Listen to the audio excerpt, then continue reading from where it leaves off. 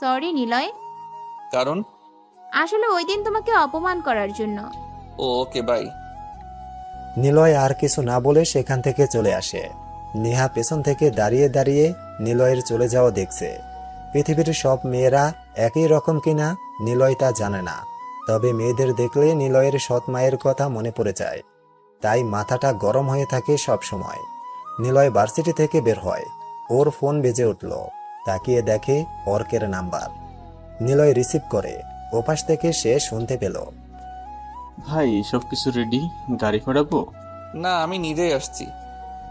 ওকে ভাই, মালটা একটু বেশি লাফাচ্ছে, মন চাচ্ছিল একদম শান্ত করে দিই। জালে ধরা পড়া মাছগুলো এমনিতেই লাফাবে, অপেক্ষা করো, আসছি। নিলয় পকেটে ফোন গুজে রাখলো। তারপর সে হাঁটা শুরু করলো। বেশ কিছু দূর আসার পর একটি গাড়ি এসে থামে নিলয়ের সামনে। গাড়ির দরজা খুলে দেওয়া হয়। নিলয় গাড়িতে উঠে বসলো। সিয়াম বসে আছে। একটু যেতেই মাহিকে দাঁড়িয়ে থাকতে দেখে নিলয়, কারণ মাহিকে বলা হয়েছিল এখানে দাঁড়িয়ে থাকতে। মাহিকে গাড়িতে তুলে নিল ও। কিছু সময় পর কিছু সময় গাড়ি চালানোর পর একটি বাড়ির সামনে এসে গাড়িটা থামে। বাড়িটা শিল্পপতি জাবেদ মির্জার বাড়ি। জাবেদ সাহেব হলো দেশের একজন বিশিষ্ট শিল্পপতি। ওনার ছেলে হলো প্রিন্স। নিলয় যে একদিন ভার্সিটিতে যায়নি, এই প্রিন্সের ব্যাপারে সব খোঁজ নিচ্ছিল। নিলয় গাড়ি থেকে নামে। প্রিন্স আর তার ছেলেগুলোকে ওর নিজের বাড়িতেই আটকে রেখেছে নিলয়ের লোক। অবশ্য জাবেদ সাহেব এসব ব্যাপারে কিছুই জানেন না, কারণ উনি দেশের বাইরে আছে। নিলয় গাড়ি থেকে নেমে বাড়ির দিকে একবার তাকালো। সিয়ামকে ইশারা করে। সিয়াম কালো রঙের ড্রেস এনে দেয় নিলয়কে, সাথে একটি সিগারেটের প্যাকেট। নিলয় সিগারেটের প্যাকেট থেকে সিগারেট বের করে জ্বালিয়ে নিল। তারপর বাড়ির মধ্যে এগিয়ে যায়। বাড়ির মধ্যে অর্ক আর মাসুম দাঁড়িয়ে আছে। ওদের সামনে প্রিন্স আর কয়েকটা ছেলেগুলো বাঁধা অবস্থায় দেখল। সিকিউরিটি গার্ডগুলো ভয়ে এক পাশে দাঁড়িয়ে আছে। নিলয় আসতেই মাসুম একটি চেয়ার এনে দেয় নিলয়ের কাছে। নিলয় নিয়ে প্রিন্সের সামনে এসে বসল। প্রিন্সের দিকে তাকিয়ে বলল, কি ব্রো, চেনা যায় আমাকে? মনে আছে এই মেয়েটা ফুল বিক্রি করার সময় তুই মারছিলি? উম, উম, উম, মাহি যা, তুই নিজে ওর মুখ থেকে টেপটা খুলে দে। শালা তোর সাহস কি করে আমারই বাড়িতে আমাকে আটকে রেখেছিস? It's Niloy power bro. Niloy যা একবার ভাবে তা সে করেই ছাড়ে। পৃথিবীর কোনো শক্তি, এমনকি নিলয় নিজেই তা বদলাতে পারে না। আমাকে তুলে আনার জন্য ওই চান্দুকে পাঠিয়েছিলি, তাই না? তুই বলেছিলি পালিয়ে যেতে। পালিয়েছি, তবে তোদের এলাকাতেই এসে বসলাম। কে তুই? কোটি টাকার প্রশ্ন। তবে আফসোস, আমি কে তা জানার পর বেঁচে থাকবি না। সাহস থাকলে আমার হাত খুলে দে। ওকে কাজ শেষ করে মেসেজ করিস, আমি গেলাম। নিলয় মাহিকে নিয়ে সেখান থেকে বের হয়ে চলে আসলো। নিলয় জানে এখন প্রিন্সদের কি হবে, সোজা উপরে চলে যাবে। কিন্তু নিলয় কাউকে তো মারতে চায় না। সে সবসময় ঝামেলা থেকে নিজেকে আড়াল করতে চেয়েছে, কিন্তু কাকতালীয়ভাবে সব ঝামেলা যেন ওর কাছে এসে তাকেই বিরক্ত করছে। ওর বাবার জন্য সে এসেছে, কিন্তু বারবার ঝামেলাতে আটকে যাচ্ছে। পরের দিন নিলয় ভার্সিটিতে আসে। চারপাশে পত্রিকাতে দেখে বিশিষ্ট ব্যবসায়ী জাবেদ সাহেবের ছেলে প্রিন্স ও তার দলের লোকেরা নিজের বাড়িতেই আত্মহত্যা করেছে। ফ্যানের সাথে লাশ ঝুলন্ত অবস্থায় দেখতে পায় সবাই। পত্রিকাটি অনেকেই পড়েছে। নিলয় মুচকে আসলো নিউজটার ব্যাপারে জেনে। মাস্তানের জগতে নিলয়ের উপর আসলেই কেউ নেই। নিজের মনে কথা বলতে বলতে সে ক্লাসে প্রবেশ করে। প্রতিদিনের মতো নেহা চুপিসারে নিলয়কে দেখে। নিলয় সেসব পাত্তা দেয় না। নিলয় ক্লাসে স্যার আসার অপেক্ষা করছে। কিছু সময় পর স্যার আসলেন। উনি প্রশ্ন করলেন, আচ্ছা বলো তো, ধর্ষণের জন্য দায়ী নারীদের পোশাক নাকি ছেলেরা নিজেই? ক্লাসে বসে আছে সবাই। লেকচারার স্যার রোজ কেমন পড়ানো শেষে উদ্ভট প্রশ্ন করেন। আজও তার ব্যতিক্রম হয়নি। তবে প্রশ্ন শুনে সবাই চুপসে গেল। সবার ধারণা এমন প্রশ্নের উত্তর নেহাই দেবে, কারণ সে তো প্রথম ক্লাসে। নেহা বলো, ধর্ষণের জন্য কাকে দায়ী করবে তুমি? আসলে স্যার, ধর্ষণের জন্য মূলত ছেলেরাই দায়ী। কেন? কারণ ছেলেদের মন খুব নিকৃষ্ট হয়। ওরা মেয়েদেরকে যেমন নির্যাতন করে তেমনই যা ইচ্ছে তাই করায়। আপনি কি ধর্ষণ হয়েছেন নাকি, বা এমন নির্যাতনের শিকার হয়েছেন? নেহার কথা শুনে নিলয় বসা থেকে উঠে দাঁড়ালো। নিলয়ের মাথায় রাগ উঠে যায়। এমন করে ছেলেদের দোষ দিতে পারে না ও। তাই এবার নিজে থেকেই উঠে দাঁড়িয়ে কথাটি জোরে বলল। সবাই নিলয়ের দিকে অবাক হয়ে তাকিয়ে আছে, এমনকি স্যারও হতভম্ব হয়ে চেয়ে আছে। নিলয় বলে, আসলে নেহার ধারণা ভুল স্যার। কারো মন কখনো নিকৃষ্ট হয় না, নিকৃষ্ট করা হয়। নিকৃষ্ট হয় সমাজের কিছু বেশি বোঝা মানুষদের কারণে। তারা ধর্ষিতার দিকে আঙুল তোলে, কিন্তু একবারও ভাবে না তার পরিবারের সাথে যদি এমন হতো। আর ধর্ষকের জন্য ছেলে মেয়ে উভয়ই দায়ী। কারণ আমাদের মনটা ঠিক তখনই নিকৃষ্ট পর্যায়ে থাকে।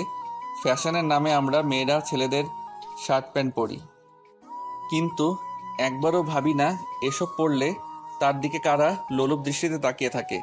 আমরা মুসলিমতার নামে বোরকা পরি টাইট করে, কিন্তু একবারও ভাবি না এই পোশাকে তার বাহ্যিক সৌন্দর্য কেমন পর্যায়ে যাবে। আমরা ছেলেরা সমাজে বাস করি, কিন্তু একবারও ভাবি না এই সমাজেই ধর্ষণ হয়। তারা পাড়ার মোড়ে রাস্তায় দিনরাত ভোর টিজ করে বেড়াবে। এখন তাদের সামনে যদি এমন পোশাক পরে কেউ যায়, নিশ্চয়ই সেই ছেলেদের মনটা আরও নিকৃষ্ট হবে। ফলে যা হবার তাই হবে। আমরা ছেলেরা নিজের ধর্মের কথা ভুলে রাস্তায় আড্ডা মেরে বেড়াই। যদি আমরা সৃষ্টিকর্তার ভয়ে পরপরের জন্য ভালো কাজ করি, নামাজ পড়ি, তাহলে এমন ধর্ষক আর হবে না সমাজে, এমন বাজে ছেলে আর হবে না সমাজে। শালীনতা বজায় রেখে পোশাক পরি, তাহলে হবে না এই সমাজে কেউ ধর্ষিতা।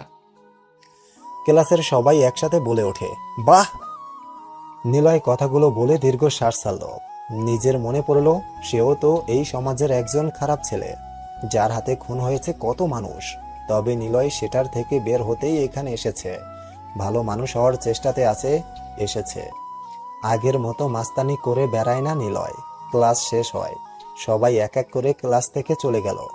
নিলয় আজ সবার শেষে বের হলো। কারোর সাথে কথা বলছে না ও, যদিও কথা তেমন বলে না, তবে আজ ওর মন অনেক খারাপ। মাস্তান জগৎটা খুবই নিকৃষ্ট। এখানে কেবল ক্ষমতার লড়াই চলে। ক্ষমতা দিয়ে সবকিছু আদায় করা যায়। মানুষ মানুষকে ভয় পেয়ে থাকে। নিলয় এসব কথা চিন্তা করতে করতে ক্যাম্পাসে আসে। মোটামুটি আজ ক্যাম্পাস ফাঁকাই পড়ে আছে। নিলয় ক্যাম্পাস থেকে বের হলো।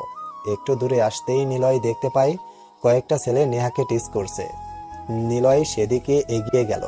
সামনে যেয়েই নিলয় বলল, এখানে কি হচ্ছে? সরি ভাই, আপনি এখানে, জানতাম না, ভুল হয়ে গেছে।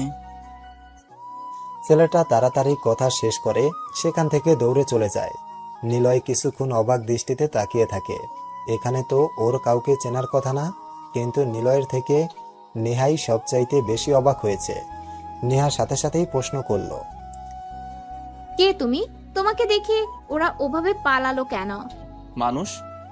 সে তো বুঝলাম, কিন্তু ওরা তোমার দেখে ভয় পেয়ে চলে গেল কেন? আমি কি জানি? তোমাকে ওরা ভাই বলল। কে তুমি? সত্যি করে বলো। নেহার দিকে রাগী চোখ নিয়ে তাকালো নিলয়। নেহা নিলয়ের এমন তাকানো দেখে চুপসে গেল। নিলয় আর কিছু না বলে সেখান থেকে সোজা হেঁটে চলে আসলো। নিলয় হাঁটতে হাঁটতে ভাবছে, ওরা কিভাবে চিনলো আমায়? তাহলে কি এখানেও আমার থাকা হবে না? আমি তো মাস্তানি ছেড়ে দেওয়ার জন্যই আগের সবকিছু ছেড়ে চলে এসেছি এখানে, কিন্তু ওরা আমাকে ঠিকই চিনলো। বলো না তুমি কে? আর তুমি স্যারের এমন প্রশ্নের উত্তর কোথা থেকে পাও? পরের দিন নিলয় ভার্সিটিতে আসলো। ক্যাম্পাসে বসে পুরনো কিছু কথা ভাবছে ও। তখনই নেহা এসে উপরের কথাটি বলল। নেহার প্রশ্ন শুনে নিলয় কিছুটা বিরক্ত হয়। বুড়ো কুঁচকে তাকায় নেহার দিকে, কিন্তু নেহা এসব পাত্তা না দিয়ে নিলয়কে আবারও প্রশ্ন করলো। কি হলো, চুপ কেন? কে তুমি আর কোথা থেকে এসেছো? কেন? জানতে ইচ্ছে করছে। আমি তো খ্যাত, আর জানারই বা কি দরকার? বলো না প্লিজ। নিলয় কিছু না বলে সেখান থেকে উঠে চলে আসে। মেয়েদেরকে নিলয়ের একটু সহ্য হয় না। মেয়েদের দেখলে ওর সৎ মায়ের কথা মনে পড়ে যায়। তখনই নিলয়ের মনে হয় খুন করে দিতে। নিলয় মনে মনে বলল, আমি তো মাস্তানি করতে চাইনি। এই সমাজের মধ্যে বাসকৃত ভালো মানুষের মুখোশ পরা কিছু লোক ও সৎ মায়ের জন্য আজ আমি মাস্তান। আমারও তো ইচ্ছে ছিল সবার মতো করে বাঁচতে। এখানে এসেছি আজ 3 সপ্তাহ হলো, কিন্তু সবাইকে কেমন আপন লাগছে। তারপর নিলয় ক্লাসে এসে বেঞ্চে মাথা রেখে শুয়ে আছে। নেহা আজকেও নিলয়ের দিকে তাকিয়ে আছে, তবে আজকের তাকানোর মাঝে নিলয় অন্যরকম কিছু দেখতে পাচ্ছে। প্রতিদিনের সেই তাকানোর মধ্যে আলাদা একটা আকর্ষণ ছিল, কিন্তু নেহার আজকের তাকানোর মাঝে সন্দেহের প্রতিমা দেখতে পায় নিলয়। নিলয় দেখে নেহা তার দিকে তাকিয়ে আছে। নিলয় কি তাহলে ধরা পড়ে যাচ্ছে? কিন্তু না, নিলয় কখনো এটা হতে দেবে না। এরপর নিলয় বেঞ্চে মাথা রেখে শুয়ে আছে। কিছুই ভালো লাগছে না ওর, কেমন যেন সব গোলমেলে লাগছে। খুব বেশি পরিমাণে ওর বাবার কথা মনে পড়ছে, আবার কখনো কখনো মনে হচ্ছে এখানে সবকিছু কত আপন। হয়তো জ্বর আসার আগে যেমন প্রকৃতি ঠান্ডা থাকে, ঠিক যেন বিপদের সময় সবকিছু আপন মনে হচ্ছে। স্যার ক্লাসে আসলেন, সবার উদ্দেশ্যে প্রশ্ন করলেন। বলো তো ভালোবাসা কি? স্যার, ভালোবাসা হলো একটা অনুভূতি যা মনের মাঝে বিস্তার করে। আর কেউ বলবে? স্যার, ভালোবাসা হলো এক প্রকার ফিলিংস, মানে ভালোবাসা বোঝা যায় কারো প্রতি আকৃষ্ট হওয়ার পর। আর কেউ বলবে কি? ক্লাসে সবাই যে যার মতো উত্তর দিতে লাগলো। সবার থেকে ভিন্ন রকম উত্তর জানতে জানতে নিলয়ের কাছে আসলেন। নিলয়কে তিনি প্রশ্ন করলেন। কি ব্যাপার নিলয়, তুমি কিছু বলছো না কেন? স্যার, আপনি কেন এই প্রশ্ন জানতে চাচ্ছেন? পরে বলছি, আগে বলো। স্যার, আসল কথা হলো ভালোবাসা বলে কিছুই নেই।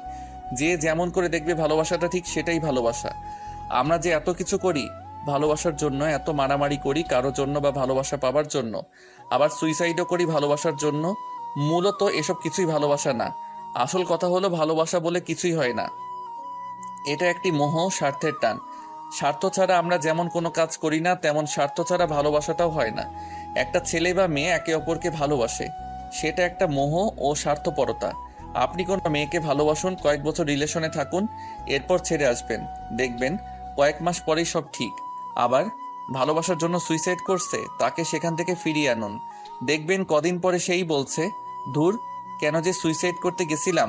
আসলে স্যার, ভালোবাসা বলতে পরিবারের মা বাবার ভালোবাসা বোঝায়। তারাই একমাত্র স্বার্থ ছাড়া ভালোবাসতে জানে।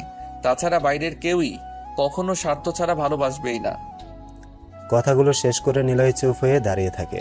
সবার দিকে তাকিয়ে নিল ও। নিলয় একবার স্যারের দিকে তাকালো। স্যারের চোখে হালকা পানি, বোঝা যাচ্ছে স্যার কাঁদছে। নিলয় আস্তে গলায় উত্তেজিত কণ্ঠে বলল।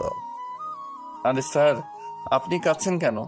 কি বলবো বাবা, আজ আমার ছেলে আমাকে অপমান করে তার বউ নিয়ে এসে চলে গেছে আলাদাভাবে। কিন্তু আমি সেটার জন্য কাঁদছি না, কাঁদছি এটা ভেবে আমার ছেলেটা ভালো থাকবে তো।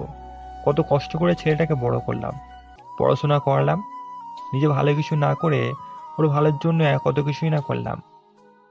অথচ আজ বউ পেয়ে, আজ বউয়ের কথা শুনে আমাকে বলে, বাবা তোমার ইচ্ছে মতো থাকো তো, আমার বউকে নিয়ে আমি আলাদা থাকবো। বুড়ো বয়সে তো আহ্লাদ ভালো লাগে না, কোনো আহ্লাদ করিনি। বৌমাকে বলেছিলাম ওর হাতের কষা মাংস রেঁধে খাওয়াতে, আর তাতেই আমাকে অনেক কথা শোনায়।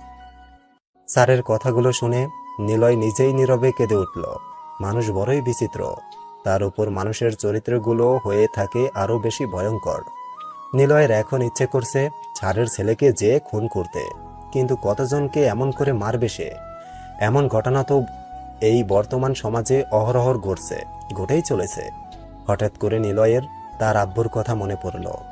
আব্বুই নিলয়কে ভালোবাসতো খুব বেশি, কিন্তু সেই ভালোবাসা নিয়ে বেশি দিন থাকা আর হলো কই। সৎমা নামক এক মহিলার হাতে তিনি ওর বাবার খুন হয়। পুরনো কিছু কথা মনে পড়তেই ঢুকরে কেঁদে উঠল নিলয়। ক্লাস শেষ করে বাইরে আসলো রকি আর নিলয়। একসাথে দুজন বসে আছে। ক্যাম্পাসের মধ্যে ঘাসের ওপর বসলো ওরা। তখনই নেহা আসলো নিলয়ের কাছে। নিলয়ের দিকে কিছুটা প্রফুল্লতার দৃষ্টি নিয়ে তাকিয়ে বলল। নিলয়, তোমাকে আমি ভালোবাসি। কি? রকি, তুমি এখান থেকে যাও, নিলয়ের সাথে কথা আছে। রকি উঠে চলে যায়।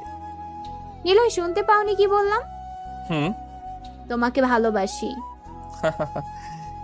হাসছো কেন? এমনি তা কেন ভালোবাসো? আমি তো বেয়াদব ছেলে, খ্যাত একটা। আগে ছিলা, এখন নেই। আর কেন ভালোবাসি জানি না, তবে মনে হয় তোমাকে আমার চাই। আর ভালোবাসা বেয়াদব খ্যাত এসব দেখে হয় নাকি? হি হি হি। নিলয় কিছু না বলে সেখান থেকে চলে আসে নেহার কাছ থেকে। নিলয়ের রাগে কেমন যেন সব বিরক্ত লাগছে। ওর মনে হচ্ছে নেহার কানে 2টা থাপ্পড় দিতে পারলে ভালো লাগতো, কিন্তু সেটা আর নিলয় করলো না। বাইরে বের হলো ও, হারছে তার মতো করে। কিছু দূর আসার পর নিলয় দেখে কেউ একজন কালো বড় কোট পরে তাকে ফলো করছে। ব্যাপারটা কেমন যেন রহস্যজনক, কিন্তু নিলয় সে ব্যাপারে কিছু না ভেবেই চলে যায় সেখান থেকে। পরের দিন যথাসময়ে ও ভার্সিটিতে আসার জন্য বের হলো। কিছু দূর আসার পর বুঝতে পারে কালকের সেই রহস্যময় ব্যক্তি নিলয়কে ফলো করছে। নিলয় যতবার পেছনে তাকিয়েছে লোকটা অন্যদিকে চলে যাচ্ছে। ভার্সিটিতে আসে ও। ভার্সিটিতে আসার সামনের রাস্তায় লোকটা দাঁড়িয়ে থাকে। লোকটা নিলয়ের দিকে তাকিয়ে আছে। নিলয় আবারও লোকটার দিকে তাকালো। লোকটার দিকে তাকাতেই সে হন হন করে হেঁটে চলে যাওয়া শুরু করলো। নিলয় কিছু না ভেবে ভার্সিটিতে প্রবেশ করলো। কিছু দূর আসতেই সামনে নেহা এসে দাঁড়ালো। কিছু বোঝার আগেই নেহা প্রশ্ন করলো, নিলয় বলো না তুমি কে? কেন রোজ রোজ একই রকম প্রশ্ন? ভালোবাসি তো তাই। এসব ঢঙের কথা আমাকে বলবে না দয়া করে, আমি ভালোবাসতে বিশ্বাস করি না। জীবনে কয়টা চেকা খেয়েছো শুনি তো? এত তাড়াতাড়ি ভালোবাসার প্রতি বিশ্বাস উঠে গেছে? আজ এইটা কথা রাখো আর আমাকে প্রপোজ করো। বললাম না আমি ভালোবাসাতে বিশ্বাস করি না। তাই আমি কিন্তু চ্যালেঞ্জ করতে পারি, তুমি ভালোবাসাতে বিশ্বাস করো আর ভালোবাসা পেতে চাও, আর আমি এই তোমাকে ভালোবাসতে বাধ্য করব। হি হি হি। হাসছো? এটা সত্য হতে যাচ্ছে, রেডি থাকো। কথাগুলো এক নিঃশ্বাসে বলে নেহা চলে গেল নিলয়ের সামনে থেকে। নিলয় এসব পাত্তা না দিয়ে ক্লাসের দিকে চলে যায়। সবার শেষ বেঞ্চে এসে বসলো ও। কোনো দিক না তাকিয়ে বেঞ্চে মাথা রাখলো। অচেনা লোকটার কথা ভাবছে নিলয়।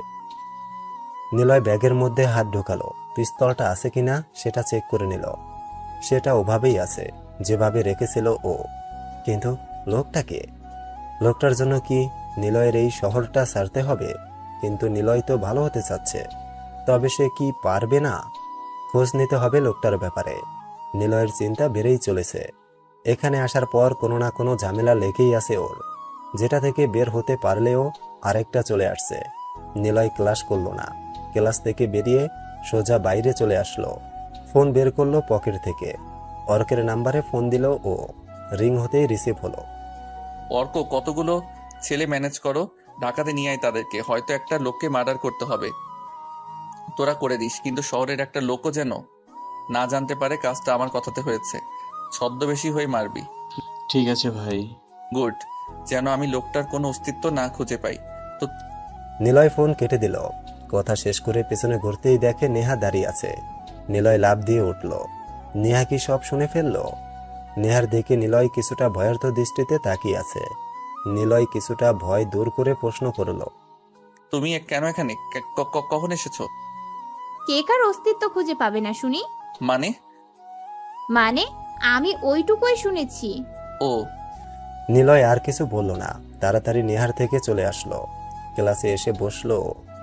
নেহাও নিলয়ের পেছন পেছন আসলো ক্লাসে।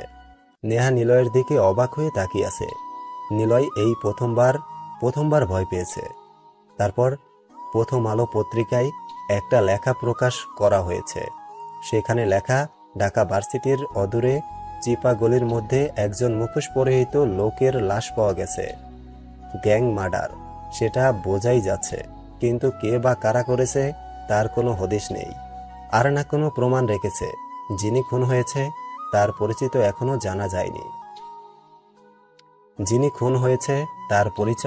জানা যায়নি।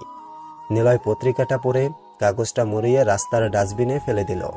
অর্ক, সিয়াম আর মাসুম কখন যে কাজটা করলো নিলয় তার কিছুই জানে না।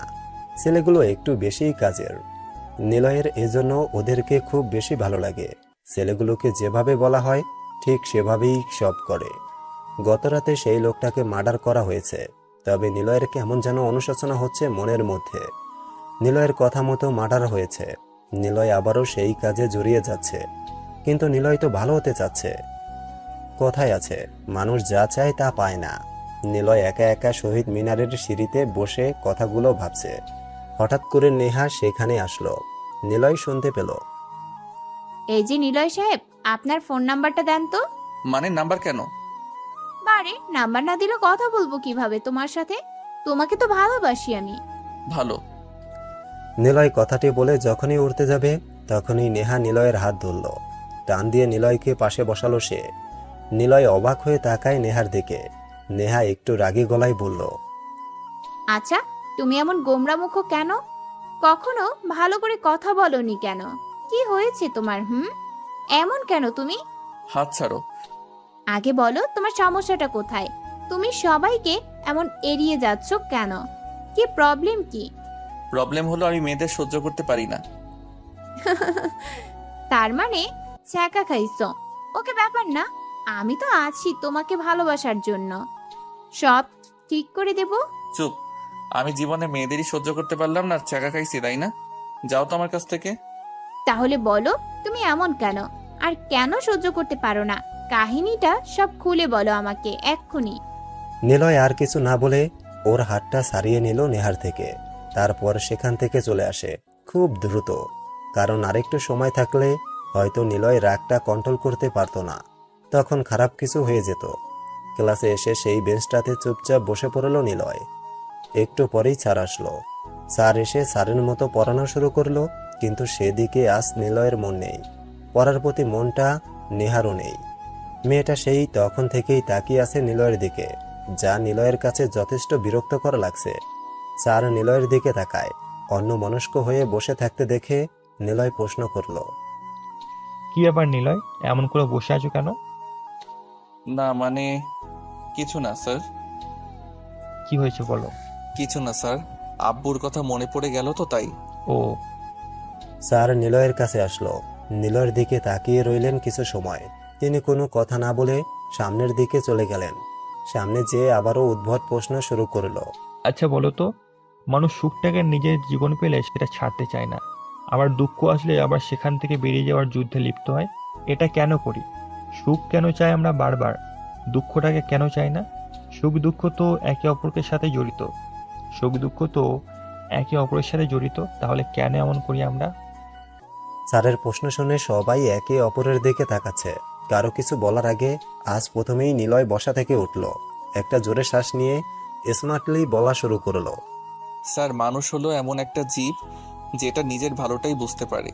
মানে আমরা মনে করি নিজে ভালো তো সব ভালো, আর এই নিজেকে ভালো থাকার মধ্যে রাখতে যে আমরা চরম পর্যায়ে পৌঁছাই। মানে একটু সুখের জন্য অনেক কিছুই করতে হয়, যার কারণে দুঃখটাও আমাদের কাছে আসে। সুখ দুঃখের মাঝে জীবন আমাদের, কিন্তু আমরা সুখটাকে বেশি ভালোবেসে ফেলি, তাকে আগলে রাখতে চাই, বরণ করে থাকি সাদরে। তখনই ভুলে যাই দুঃখটাকে, তুচ্ছ মনে করি। তাই দেখবেন অনেকেই বলে এখন সুখে আছি, দুঃখ আর আসবে না জীবনে। মূলত ভুলটা সেখানেই। সুখের পরেই দুঃখ আসবেই। সুখের সময় সেটা আগলে রাখার জন্য যেমন কাজ করি, তেমন দুঃখটাকে দাঁড়ানোর জন্য সেরকম কাজ করি।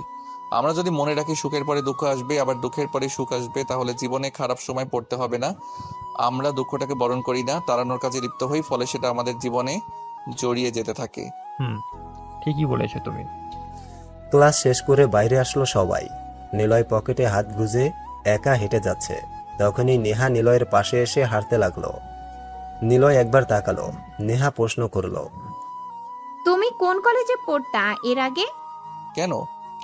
তুমি এত সুন্দর করে কথা বলো, অবশ্যই সেই কলেজটা উন্নত ছিল, কিন্তু চলে আসলে কেন? কি হয়েছিল? কিছু না। আর সুন্দর করে কথা বলার জন্য কলেজ, স্কুল বা ভার্সিটি সুন্দর হওয়া লাগে না, দরকার সুন্দর একটা মনের। বুঝেছি, ওই কলেজের কোনো একটা মেয়েকে ভালোবাসতা, সে ছ্যাঁকা দিয়েছে, ফলে কলেজ ছেড়ে এখানে চলে এসেছো, তাই না? থাপ্পড় চিনো? আগে কত খেয়েছি গালে, কিন্তু থাপ্পড়টা মারবে কেন? আমি দিব খাবা? সব সময় প্রেম, চাকা, ভালোবাসা এসব কি? তো আমার ভালোবাসা গ্রহণ করো না কেন? আর থাপ্পড় দাও না প্লিজ, খাবো। নিলয় আর কিছু না বলেই তাড়াতাড়ি চলে আসে সেখান থেকে। নিলয় অন্য সময় হলে থাপ্পড় না এতদিনে খুন করে ফেলতো, কিন্তু এখন নিলয় তা করবে না। নিলয়ের মাথায় এখন একটাই চিন্তা, অন্ধকার জগৎ থেকে আস্তে আস্তে বের হতে হবে, যেখানে থাকবে শুধুই ভালো মানুষের সংস্পর্শ, থাকবে না মাস্তানি, থাকবে না রক্তের খেলা। নিলয় নিজেকে পরিবর্তন করবেই, আর সে কারণেই নিজের শহর ছেড়ে চলে এসেছে নতুন শহরে। নিলয় পরের দিন ভার্সিটিতে আসে। রকি আর মাহি এসে পাশে বসলো। তিনজনে বসে বাদাম খাচ্ছে। পাশ দিয়ে নেহা হেঁটে যায়। কিন্তু নিলয়ের দিকে তাকায় না। নিলয় কিছুটা অবাক হয়, কারণ এতদিনে যতবার দেখা হয়েছে নিলয়ের সাথে নেহা কিছু দূর যেয়ে আবার ফিরে আসে নিলয়দের কাছে, কোনো কিছু না বলে পাশে যেয়ে বসে। রকি মাহির দিকে তাকায়, মাহিকে রকি বলে, চল মাহি, এখানে এখন আমাদের কাজ নেই, পরে নীলয়ের সাথে কথা হবে। রকি আর মাহি চলে যায় সেখান থেকে। নেহা সামনের দিকে তাকিয়ে বসে আছে। নিলয় তাকালো নেহার দিকে। নেহা চুপচাপ হয়ে আছে, নিলয়ের দিকে তাকাচ্ছে না। অন্যদিন হলে নেহা নিজ থেকেই কথা বলতো নিলয়ের সাথে, অথচ আজ ওর কি হলো কে জানে। নিলয় নিজেই প্রশ্ন করলো। কি হলো, আজ কিছু বলছো না যে? নেহা নিলয়ের কথায় পাত্তা দিল না, তাকালো না একবারও। নিলয় আবারও প্রশ্ন করতে যাবে, তার আগেই নেহা নিলয়ের দিকে রাগি চোখে তাকালো। নিলয় সাথে সাথেই বলল, কি করলাম আমি, এভাবে তাকাচ্ছ কেন? নেহা কিছু না বলেই সে নিলয়ের সামনে থেকে চলে গেল। একবারও নেহা পিছনে তাকালো না। নিলয় হাবার মতো চেয়ে আছে নেহার চলে যাওয়ার দিকে। মনে মনে ভাবছে কি করেছে ও, কিন্তু আজ তো নিলয় কিছু করেনি, না ধাক্কা দিয়েছে আর না কাগজ ছুঁড়ে মেরেছে নেহাকে। তাহলে নেহা এমন করছে কেন? এমন করলেও বা নিলয়ের কি? নিলয় আর কিছু ভাবল না, সে ক্লাসে চলে আসলো। নিজের জায়গাতে যে বসে ও। আজকে নিলয় কোনো দিকে তাকাচ্ছে না, নেহার দিকে তাকালো। নেহা মাথা নিচু করে বসে আছে। অন্যদিন হলে নেহা নিজেই নিলয়ের দিকে তাকাতো, কিন্তু আজ কি হয়েছে ওর? পুরো ক্লাস নেহা চুপচাপ বসে আছে। সারাটা ক্লাসে সে ওভাবেই ছিল, একবারও তাকায়নি আশেপাশে। নিলয় মনে মনে অনেক কিছু ভাবছে, নিজেই নিজেকে প্রশ্ন করে নিলয়। তবে কি সে জেনে গেল আমি কে? কিন্তু কিভাবে জানবে? নেহাকে তো আমি কিছুই বলিনি আমার ব্যাপারে, তাহলে সে কেন এমন করছে? নিলয় ব্যাগে হাত ঢোকালো। ব্যাগে হাত দিয়ে দেখলো পিস্তলটা ঠিক আছে নাকি। সব তো ঠিকই আছে, কিন্তু নেহা কেন নিলয়ের সাথে কথা বলছে না, তাকাচ্ছেও না? ব্যাপারটা ভীষণ রকম ভাবাচ্ছে নিলয়কে। নিলয় সরাসরি প্রশ্ন করতেও পারছে না নেহাকে। আজ 3 দিন হলো নেহা কথা বলে না নিলয়ের সাথে। 3 দিন নিলয় নেহার আশেপাশে ঘুরঘুর করলেও নেহা তাকে একবারও পাত্তা দেয়নি। নিলয়ের দিকে একবারও তাকায়নি সে। নিলয় চুপচাপ ভাবতে থাকে। যাক, ভালোই হলো, আমাকে জ্বালানোর বা প্রশ্ন করার মতো কেউ নেই। নিলয় ক্যাম্পাসের একটি ফাঁকা জায়গাতে এসে বসলো।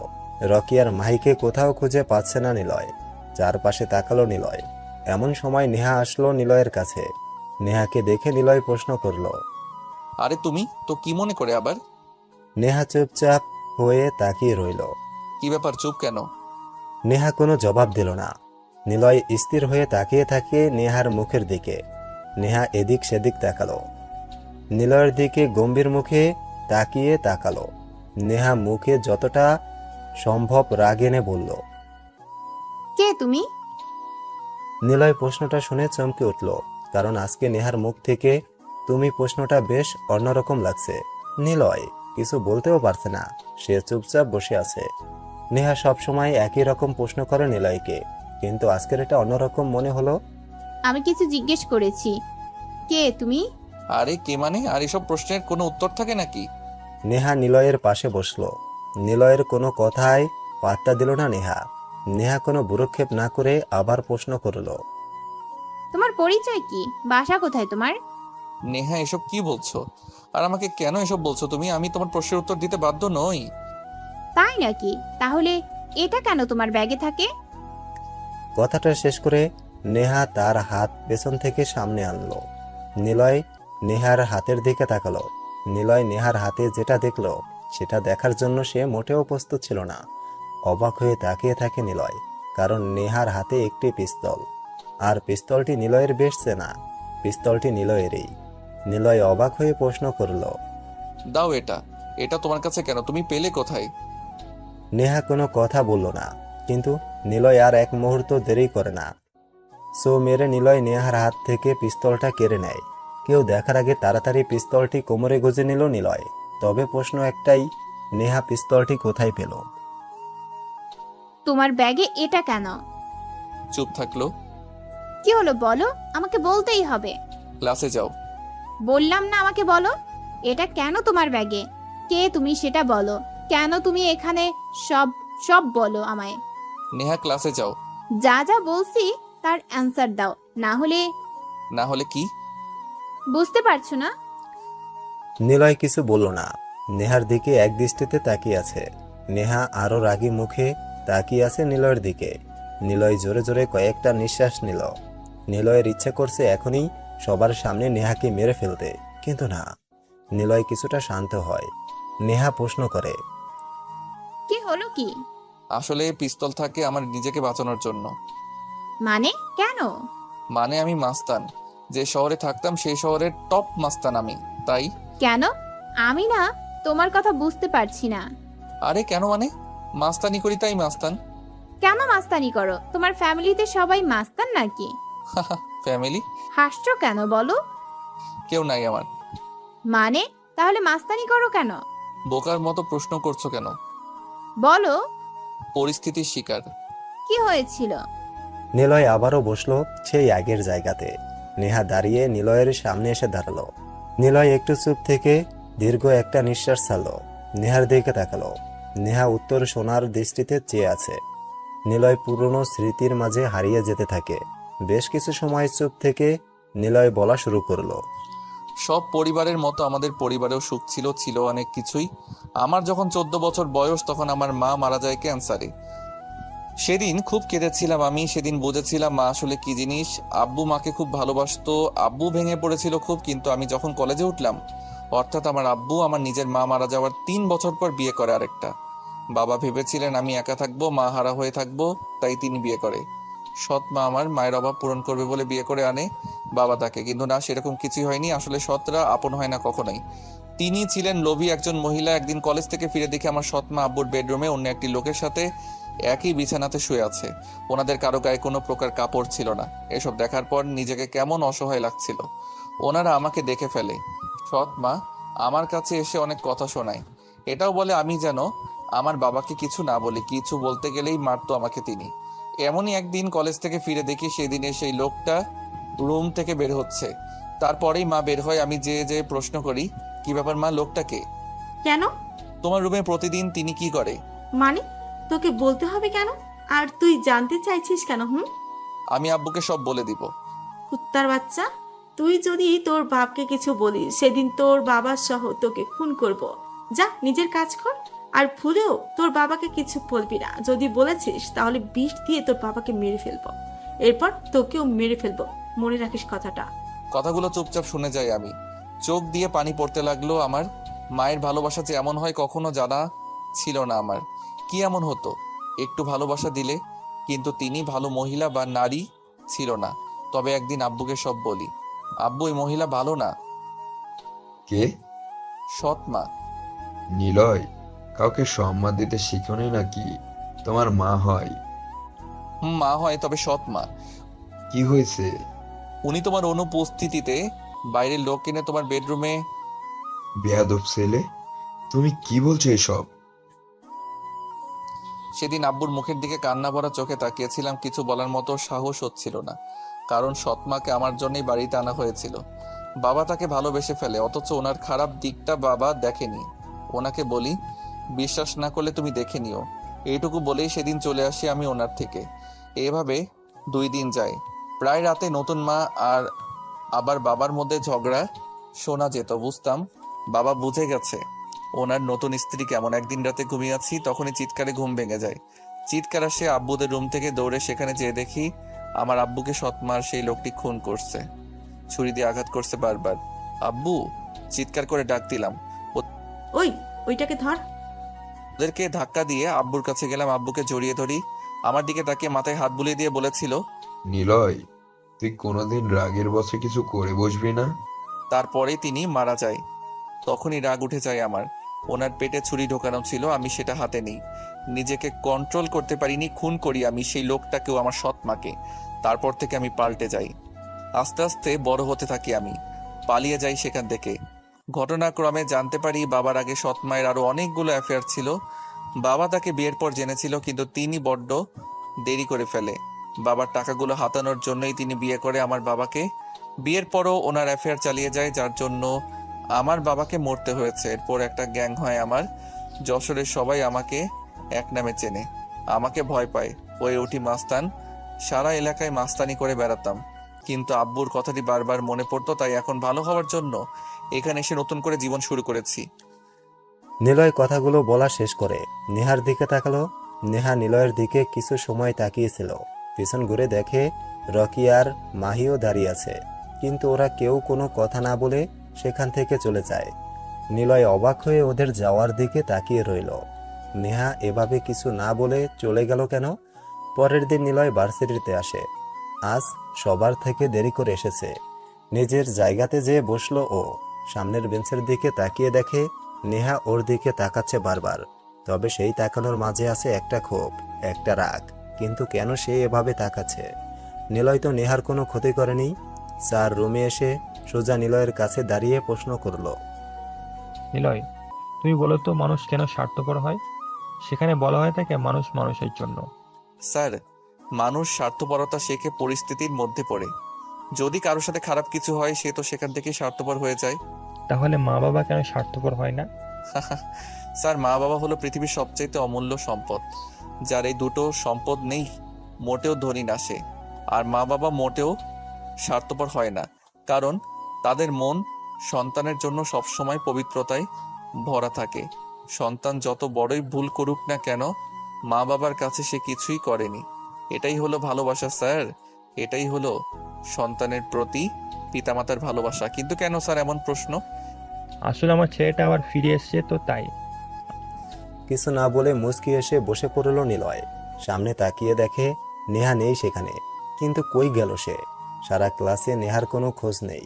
ক্লাস শেষ করে বাইরে বের হলো নিলয়। রকিও নেই ওর আশেপাশে।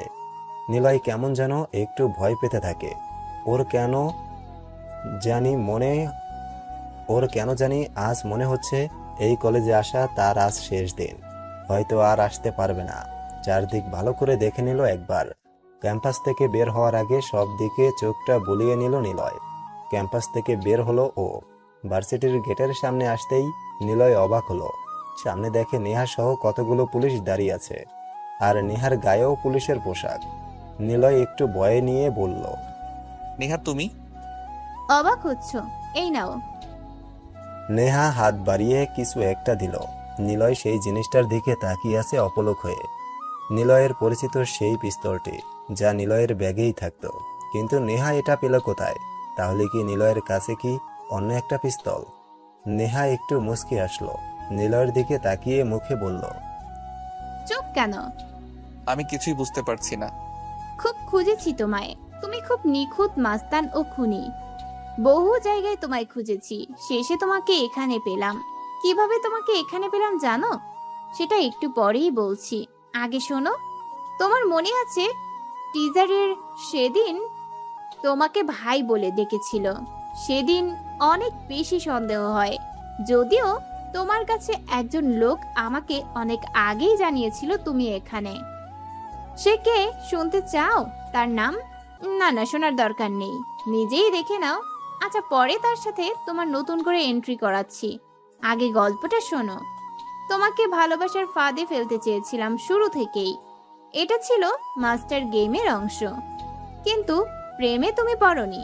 তবে রোজ দেখতাম তুমি ব্যাগের কাছ থেকে নড়তে না। সন্দেহটা বাড়ে, আর তোমার পরিচয়হীন স্বভাবে খোঁজ নিয়ে জানতে পারি তুমি সেই মাস্তান নিলয়। আর বড় কথা হলো, সেদিন তোমায় শুনেছিলাম ফোনে কথা বলাটা। শুনে নিয়েছিলাম কাউকে খুন করবে। আর যাকে খুন করেছিলে সে হলো আমাদের ডিপার্টমেন্টের একজন পুলিশ। তোমার উপর নজরদারি রাখতেই আমি ওকে পাঠিয়েছিলাম, কিন্তু তুমি তাকেও মেরে দিলে। এবার আসি, কে তোমার নামে আমাকে খবর দিয়েছিল? নেহা ইশারা করতেই একটা ছেলে বেরিয়ে আসলো পুলিশদের পেছন থেকে। মাথায় কালো হুড তোলা, লম্বা টুপিওয়ালা ড্রেস। নিলয়ের সামনে এসেই টুপি তুলল। নিলয় অবাক হয়ে তাকিয়েছে। সে হলো অর্ক, নিলয়ের খুব কাছের বিশ্বস্ত লোক। নিলয় অবাক হয়ে বলল, তুই? ভাই আমি। বাহ বাহ, ভালো মতোই প্ল্যান ছিল তোদের। তবে নেহা আমাকে আগে কেন ধরনি? কেন আমার পুরনো কথাগুলো শোনার পর ধরলে? আর আমি তো ভালো হতে চেয়েছি। স্বীকারোক্তির দরকার ছিল। হি হি হি, আমাকে নিয়ে ভালোবাসা নাটক করলা? হুম। প্রমাণ হয়ে গেল মেয়েরা আসলেই নিকৃষ্ট। নিলয় কথাটা শেষ করে নেহার হাতে থাকা পিস্তলটি কেড়ে নিল। পিস্তলটি নেহার সোজা কপাল বরাবর ধরে যেই ট্রিগার টানতে যাবে তখনই নিলয়ের পায়ে গুলি করে পেছন থেকে কেউ একজন। নিলয় পেছনে ঘুরে তাকালো। পিছনে 7 জন পুলিশের মতো যে গুলি করেছে তাকে নিলয় খুব ভালো করেই চেনে, আর সে হলো রকি। নিলয় কিছু বলতে যাবে তখনই রকি আরও একটি গুলি করে নিলয়ের হাতে। নিলয় ছিটকে পড়ে যায় কিছুটা দূরে, মাথাটা গাড়ির সাথে যে ধাক্কা খায়, সাথে সাথেই ওর জ্ঞান হারায়। নিলয় চোখ মেলে তাকালো, আশেপাশে অন্ধকার, মাথার উপর একটি হলুদ বাল্ব জ্বালানো, বোঝা যায় রাত হয়ে গেছে। হাতে পায়ে ব্যান্ডেজ করা, চেয়ারের সাথে বেঁধে রাখা হয়েছে নিলয়কে। ও এখন থানার মধ্যে আছে। নিলয় সামনে তাকায়, নেহা কারাগারের বাইরে দাঁড়িয়ে আছে। নেহা বলল, তো মিস্টার নিলয়, খুব সমাজের হয়ে লেকচার দেন তাই না? খুব বুদ্ধিমান ছিলেন তাই না? কিন্তু এখন আর সেসব দিয়ে কাজ নেই। আপনার ফাঁসির ব্যবস্থা করছি। এখনো সময় আছে নেহা, আমাকে এখানে মেরে ফেলো, কসম করে বলছি। আমাকে এরপর আর মারার সুযোগ পাবে না তুমি। তাই নাকি? কে বাঁচাবে তোমায়? আগে নিজেরটা ভাবো। নেহা আর কিছু বলল না, সেখান থেকে চলে যায় ও। নিলয় হাসতে হাসতে বলল, হায় রে মানুষ, ভালো হওয়ার সুযোগটুকু দিলি না। আর তোকে তো বিশ্বাস করে সব নিজের মুখে বলেছি, তারপরে তুই এমনটা করলি। আসলে বিশ্বাস নিয়ে খেলাটা তোর মতো মেয়েদের কাছে একটা মজার ব্যাপার। আমাকে বলে দিলেই তো হতো, নিজে এসে ধরা দিতাম তোর কাছে। চেয়েছিলাম একটা ভালো মানুষ হব আগে, তারপর নিজে এসে ধরা দিব। কিন্তু ভালো আর হতে দিলি না। তবে এখানেই শেষ না, আমি তো বের হবো এখান থেকে। বের হয়ে শুরু করবো আবার মাস্তানি। প্রথমে খুন হবি তুই। আজ আমার বিশ্বাসের খুন করলি তুই, সাথে আমার মনের অনুভূতিগুলোকেও মারলি। আর আমি মারবো তোকে, হবে তোর দেহের খুন, রেডি থাকিস। নিলয় একটু জোরেই হেসে উঠল। হাসিটা কোনো সাধারণ হাসি না, হাসিটা ছিল এক পৈশাচিক হাসি। পরন্ত বিকেলে ছাদের কর্নারে দাঁড়িয়ে অস্ত যাওয়া সূর্যের দিকে অপলক তাকিয়ে আছে নিলয়। এই সূর্যের রোশনি খুব একটা চোখে পড়ছে না ওর, কারণ এটা গোধূলি লগ্ন। তাই নিথর দাঁড়িয়ে সেটা দেখছে ও। মাঝে মাঝে মৃদু বাতাস বইছে, যার ফলে কিছু পুরনো স্মৃতি মনের কোণে উকি দিয়ে উঠেছে, যা নিলয় চায় না সেগুলো মনে করতে। কিন্তু মানুষের মন যেমন নরম তেমনই লাগামহীন। চাইলেই সব বাধা স্মৃতি মন থেকে মুছে ফেলা যায় না, বা না ভেবেও থাকা যায় না। মনে পড়ছে 1 বছর আগের কথা, মনে পড়ছে নেহার বিশ্বাস নিয়ে খেলা করা। নিলয় তো চেয়েছিল ভালো হতে, কিন্তু নেহা সেটা আর হতে দেয়নি। চাইলেই নিলয় সেদিন তাকে মেরে ফেলতে পারত, যেদিন জেল থেকে বের হয়েছিল সেদিন মারতে পারত। চাইলে সবার সামনে নিলয় মাস্তানি দেখাতে পারত, তবে নিলয় সেটা করেনি। নিলয় ছাদে দাঁড়িয়ে 1 বছর আগের সবকিছু মনে করার চেষ্টা করলো। 1 বছর আগে পুলিশ হেফাজতে আছে নিলয়। গতকাল আদালত থেকে নেহার দেওয়া জবানবন্দি ও লিখিত প্রমাণের উপর ভিত্তি করে নিলয়কে 7 দিনের রিমান্ডের আদেশ দিয়েছে। গতকাল থেকেই টর্চার শুরু করেছে পুলিশ, কিন্তু যার মনের মাঝে দাবানল জ্বলছে তার কাছে শারীরিক অত্যাচার কিছুই না। নিলয় জানে তাকে এখান থেকে বের হতেই হবে যে কোনোভাবে। নিলয়ের বিরুদ্ধে সব প্রমাণ এখনো পুলিশ জোগাড় করতে পারেনি, আর পারবেই বা কিভাবে? নিলয় যা করেছে সবাই জানে, কিন্তু কেউ নিজের চোখে কিছুই দেখেনি। বাকি রইল অর্কের বিষয়। অর্ককে তুলে নিয়ে যাওয়া হয়েছে, নিলয়ের লোকই তুলে নিয়ে গিয়েছিল, তাই আদালতে রিমান্ডের ব্যবস্থা করা হয়েছে, যেন নিলয় সবটা স্বীকার করে। টর্চারের এক পর্যায়ে নেহা এসে দাঁড়ালো কারাগারের সামনে। তখনই নিলয়ের উপর টর্চার বন্ধ করে পুলিশগুলো। তারপর ওরা বাইরে চলে গেল আর নেহা ভেতরে ঢুকলো।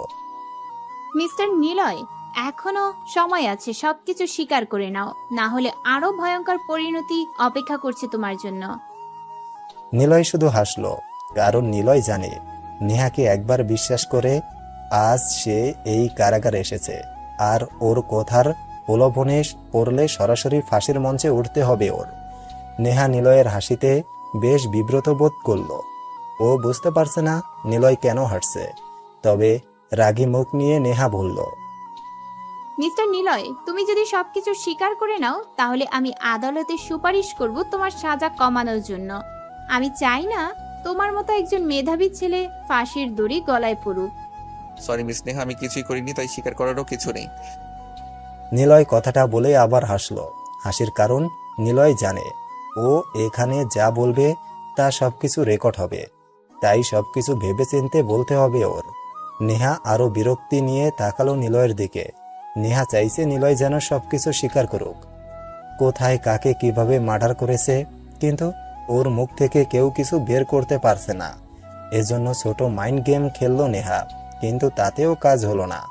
নেহা বলল, কিছুই করনি। তোমার সৎ মাকে কে খুন করেছিল? সেটা আমি জানলে আজ আমার জায়গায় সেই লোক এখানে থাকতো, হয়তো মায়ের কোনো প্রেমিক হবে। দেখো, একদম চালাকি করবে না। মিস নেহা, তোমার সাথে আমার কোনো শত্রুতা থাকবে না।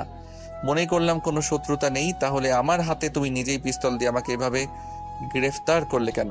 আমি তো এখানে এসেছিলাম পড়ালেখা করে মানুষ হওয়ার জন্য, কিন্তু তুমি আমাকে ফাঁসিয়ে দিলে।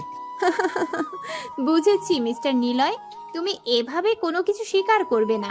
ভালোবাসার সম্পর্ক, মনুষ্যত্ব নিয়ে তুমি যতই লেকচার দাও না কেন, তোমার মতো অমানুষেরা নিজেরা কখনো এসব কিছুর দাম দিতে পারে না। নিলয় শুধু হাসছে। এই হাসি বিদ্রুপের হাসি। মনে মনে নিলয় ভাবছে, ভালো হতে চেয়ে যেই ভুল আমি করেছি সেই ভুল আর আমি আরেকবার করতে চাই না। এই দুনিয়াটা ভালো মানুষের জায়গা না। নেহা চলে গেল। 7 দিন রিমান্ড শেষে নিলয়কে আবার আদালতে হাজির করানো হলো। এর মাঝে নিলয়ের গ্যাংয়ের ছেলেদের কাছে খবর চলে গেছে, পুলিশ নিলয়কে গ্রেপ্তার করেছে। আদালতে গিয়ে দেখল মাসুম আর সিয়ামেরা। নিলয়ের জন্য উকিল ঠিক করেছে। নিলয়কে আদালতে হাজির করেছে নেহা। নিলয়ের পক্ষের উকিল দেখে নেহা আশ্চর্য হয়ে গেল। ওর মুখের দিকে তাকিয়ে সেটা বুঝতে পেরে আবারও নেহার প্রতি বিদ্রুপের হাসি হাসল নিলয়। আদালতের কাজ শুরু হলে পুলিশ নিলয়ের বিপক্ষে কোনো প্রমাণ সাক্ষী পেশ করতে পারেনি। রকিকে সাক্ষী হিসাবে পেশ করলেও কাজ হয়নি, কারণ সে ছিল পুলিশ, আর পুলিশ কখনো সাক্ষী হয় না। নিলয়ের পক্ষের উকিল তখন আদালতে আর্জি করল, নিলয়ের উদ্দেশ্যে প্রণোদিতভাবে ইন্সপেক্টর নেহা গ্রেফতার করছে এবং নিলয়কে সেই পিস্তল সহ গ্রেফতার করছে, সেটা ইন্সপেক্টর নেহাই নিলয়ের হাতে দিয়েছিল। সেটা প্রমাণ করল তিনি। আদালত নিলয়ের জামিন মঞ্জুর করে, কিন্তু পুলিশের পক্ষ থেকে নিলয়ের বিপক্ষে প্রমাণ জোগাড় করার জন্য সময় চাইল। তাই আদালত নিলয়কে পরবর্তী তারিখে পুনরায় হাজির দিতে বলল। আদালত থেকে বের হয়ে আবারও হাজতে যেতে হবে নিলয়ের। নেহা অবাক হচ্ছে, নিলয় কিভাবে এত মিথ্যা সাক্ষী ওর পক্ষে উকিল জোগাতে পারল। অর্ক থাকলে নিলয় আজকে বেঁচে যেতে পারত না। কিন্তু অর্ক কেন আসলো না? পুলিশেরা অর্ককেও খুঁজছে, কিন্তু অর্ককে ওরা কোথাও পাবে না। অর্ক এখন নিলয়দের লোকেদের কাছে বন্দী। নিলয় হাজতের দিকে যাচ্ছে। আদালত থেকে জামিনের কাগজ হাজতে পৌঁছালে তবেই নিলয় ছাড়া পাবে। নিলয় আদালত থেকে ফেরার সময় নেহার সাথেই ফিরেছে। নিলয় মুচকি মুচকি হাসছে। নেহা একবার হাসির কারণ জানতে চেয়েছিল, কিন্তু নিলয় তা বলে না, শুধুই শব্দ ছাড়া হেসেছে। নিলয় বলল, মিস নেহা, এই দুনিয়ার নিয়মকানুন আমি শিখতে চাইনি, আর কেউ আমাকে বলেও দেয়নি। এই দুনিয়া নিজেই আমাকে তার নিয়মকানুন শিখিয়েছে। তুমি যে আইনের ক্ষমতায় আমাকে গ্রেফতার করেছিলে, সে আইন তৈরি করে ক্ষমতাশালীরা, আর ক্ষমতাশালীরা এমন আইন কখনোই তৈরি করবে না যে আইনে তারা নিজেরাই বিপদে পড়ে। এখানে আইন তৈরি করা হয় ক্ষমতাশালীর ক্ষমতা রক্ষা করার জন্য, আর আমার মতো মানুষেরাই ওদের ক্ষমতা। তার মানে এখানে আইন তৈরি হয় আমাদের রক্ষা করার জন্য। মিস্টার নিলয়, তুমি অনেক বুদ্ধিমান। বুদ্ধির জোরে এবার বেঁচে গেলেও সাজা তোমাকে পেতেই হবে। সে না হয় পরে দেখা যাবে, তবে ধন্যবাদ তোমাকে ভালো হতে চেয়ে যে ভুল আমি করতে যাচ্ছিলাম সেটা ধরিয়ে দেওয়ার জন্য। কিন্তু আমার সাথে বিশ্বাসঘাতকতা করার শাস্তি তোমাকে পেতে হবে। নেহা আর কোনো কথা বলেনি। নিলয় হাজতে যায়। নেহা অনেক চেষ্টা করে নিলয়কে আটকে রাখার, কিন্তু সেদিন সন্ধ্যায় বের হয় থানা থেকে নিলয়। নিলয় থানা থেকে বেরিয়ে প্রথমেই দেখা করতে চলে যায় ভার্সিটির স্যারের সাথে। স্যার, এই শহর ছেড়ে চলে যাব, তাই যাবার আগে একবার আপনার সাথে দেখা করতে আসলাম। নিলয়, জীবন সম্পর্কে তুমি অনেক বেশি জানো, হয়তো আমার চাইতে অনেক বেশি। আমি তোমার ব্যাপারে সব কিছু শুনেছি। আমার বিশ্বাস তুমি ভুল কোনো কিছু করবে না। আজ তোমাকে একটা কথা বলি, এই পৃথিবীতে এমন অনেক অন্যায় হয় যার বিচার আইন করতে পারে না। এদের বিচার করতে তোমার মতো নিলয়ের দরকার হয়। লোকে তোমাকে যতই মাস্তান বলুক, আমার বিশ্বাস এই মাস্তানি একদিন তোমাকে মানুষের চাইতে অনেক বড় করে নিয়ে যাবে।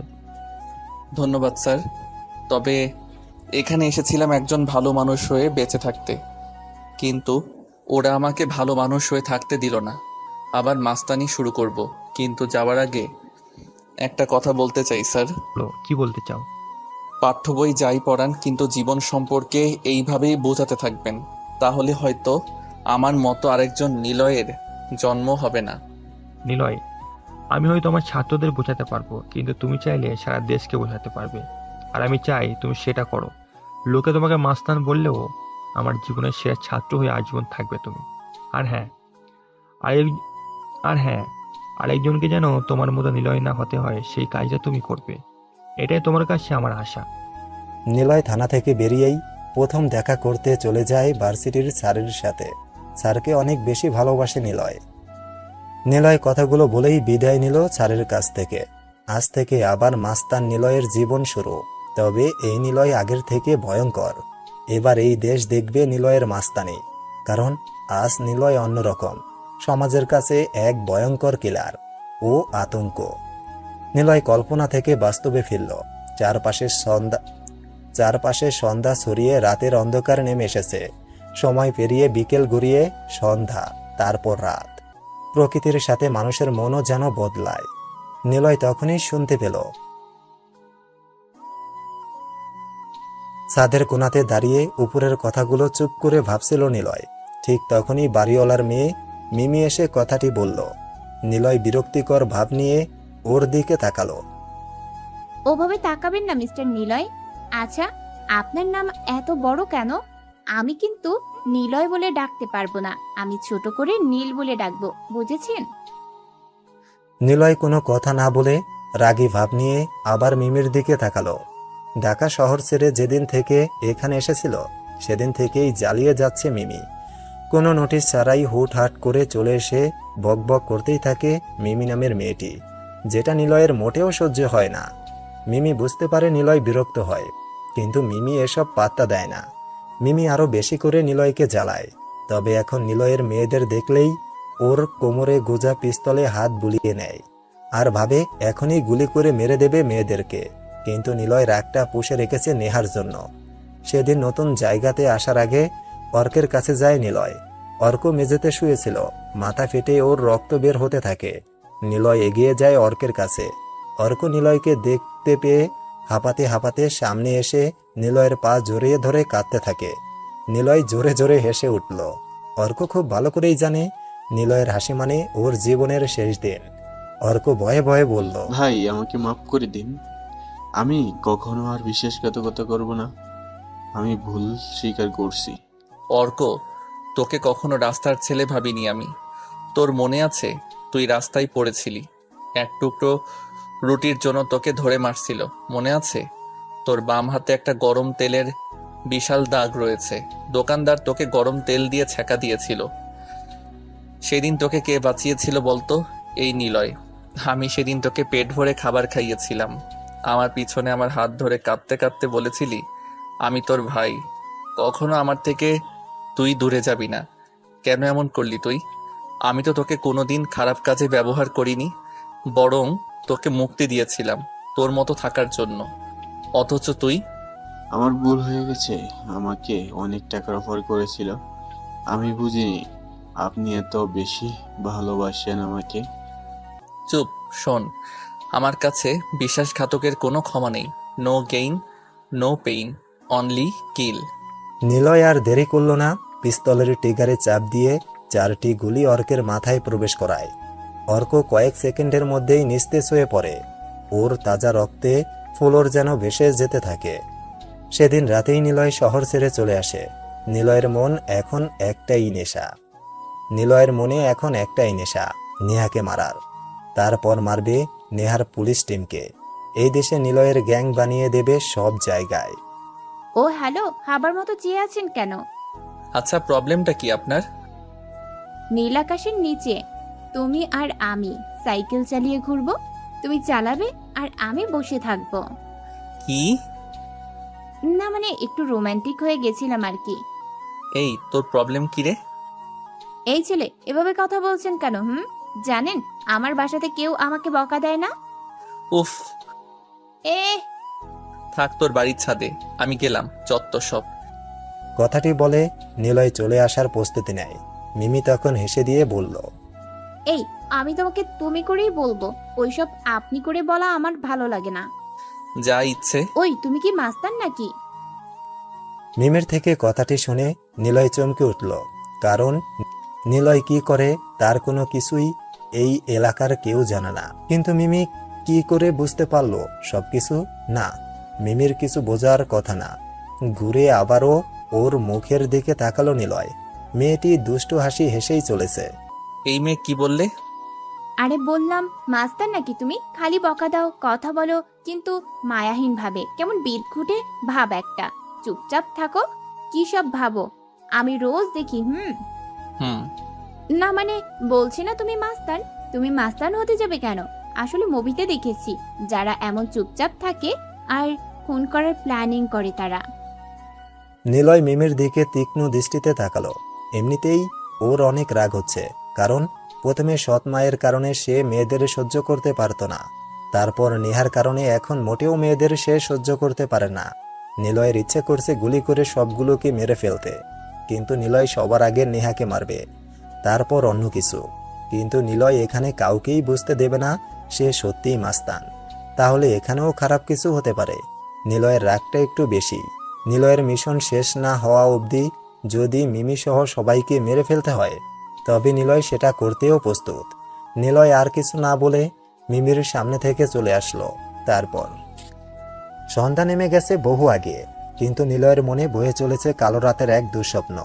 চাইলেই অনেক কিছু করতে পারে, কিন্তু করবে না। নেহাকে মারবে আস্তে আস্তে। সে নিলয়ের বিশ্বাস নিয়ে খেলেছে। নিলয়ও ঠিক সেভাবেই খেলবে নেহার সাথে, মাইন্ড গেম। সে নিলয়কে ভালো হতে দেয়নি, নিলয়ও তাকে ভালো থাকতে দেবে না। নিলয় নিজের রুমের দিকে এগিয়ে যায়। ওদিকে মিমি নিলয়ের চলে যাওয়া দেখতে থাকে। মিমি হলো এই বাড়িওয়ালার মেয়ে, বলা যায় এটা মিমির বাড়ি। নিলয় জানতো না এখানে বাড়িওয়ালা থাকে, তাই সে ছাদের আগের ফ্ল্যাটটি ভাড়া নিয়েছিল। নিলয় রোজ ছাদে উঠত, আর দূরে মিমি এসে দাঁড়াতো। নিলয় মিমিকে দেখেই চলে যেত। মিমি সবসময় ব্যাপারটা খেয়াল করেছে। প্রথম প্রথম মিমি কিছু না বললেও আস্তে আস্তে নিলয়ের এমন গম্ভীর স্বভাবে মজা নিতে থাকে, আর এতেই নিলয় বিরক্ত। নিলয় রুমে আসলো। কিচেনে যেয়ে একটা গরম কফি বানিয়ে ব্যালকনিতে এসে দাঁড়ালো। নিলয় কফিতে চুমুক দিচ্ছিল, তখনই একটা ফোন কল আসে। নিলয় ফোন হাতে নিয়ে দেখে সিয়ামের কল। ভাই, আপনি কোথায়? কেন? ভাই, স্নেহা আজ রাতে শহরের বাইরে মিশনে যাবে। আপনি খবর দিতে বলেছিলেন, তাই দিলাম। ওকে। নিলয় মিমিদের বাসাতে এসেছে 4 মাসের বেশি হয়ে গেছে। নিলয় এখানে থাকে তা কেউ জানে না। এসেই একটি নতুন গ্যাং করেছে। যখন ভালো হতে চেয়েছিল নিলয়, তখন মানুষগুলো কেমন এড়িয়ে চলতো তাকে, আর যখন গ্যাং খুলল তখন সবাই কেমন যেন কাছে চলে আসা শুরু করে। আসলে গ্যাংয়ে টাকা ছাড়তেই সবাই কেমন আপন হয়ে যায়, আর এরা এতটাই আপন হয় যে বিশ্বাস নিয়ে খেলা করে না। এরা এদিক দিয়ে ভালোই, অথচ যাকে ভালোবেসে কাছে টানতে চাওয়া হয় সেই বিশ্বাস নিয়ে খেলা করে। নিলয় চুপচাপ ব্যালকনিতে দাঁড়িয়ে আছে, আর যখনই সে চুপ থাকে তখনই ওর মনে পড়ে সৎ মায়ের কথা আর নেহার কথা। ওর তখন মনে হয় সবকিছু তছনছ করে দিতে। নিলয় একটি খুলেছে গ্যাং, এর নাম দিয়েছে মাস্তান দ্য কিলার্স। নিলয় অপেক্ষা করছে, সে দাঁড়িয়ে আছে ওর মতো করে।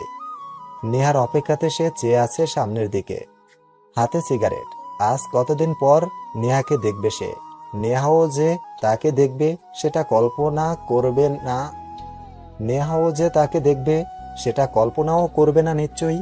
সেই পুরনো মুখ, পুরনো অভিনয়ের মেয়ে নেহা, পুরনো হাসি। তবে নিলয় আজ এসেছে অন্য রূপে, কারণ এখন যদি নেহা তাকে চিনে ফেলে তাহলে খেলাটাই তো শেষ, তাহলে খেলাটাই তো হবে না। নিলয় নেহাকে নিয়ে খেলবে বিশ্বাস ও ভালোবাসা নামক মৃত্যুর গেম, যেটাতে বুঝিয়ে দেবে মানসিক যন্ত্রণা কাকে বলে। ল্যাম্পপোস্টের নিচে দাঁড়িয়ে আছে নিলয়, গায়ে কালো কোট, মুখে কিছুটা দাড়ি, একটা গোঁফ। দূর থেকেই দেখলো নেহা পুলিশের জিপ থেকে নামলো। নেহা কালো রঙের একটি শার্ট পরা, জিন্স প্যান্টের হাঁটুতে ছেঁড়া ছেঁড়া স্টাইল। ল্যাম্পপোস্টের মৃদু আলোতে হাঁটুর ভিতরের অংশটা কেমন যেন স্পষ্ট বোঝা যাচ্ছে। নেহা গাড়ি থেকে নেমে কোনো দিকে তাকালো না।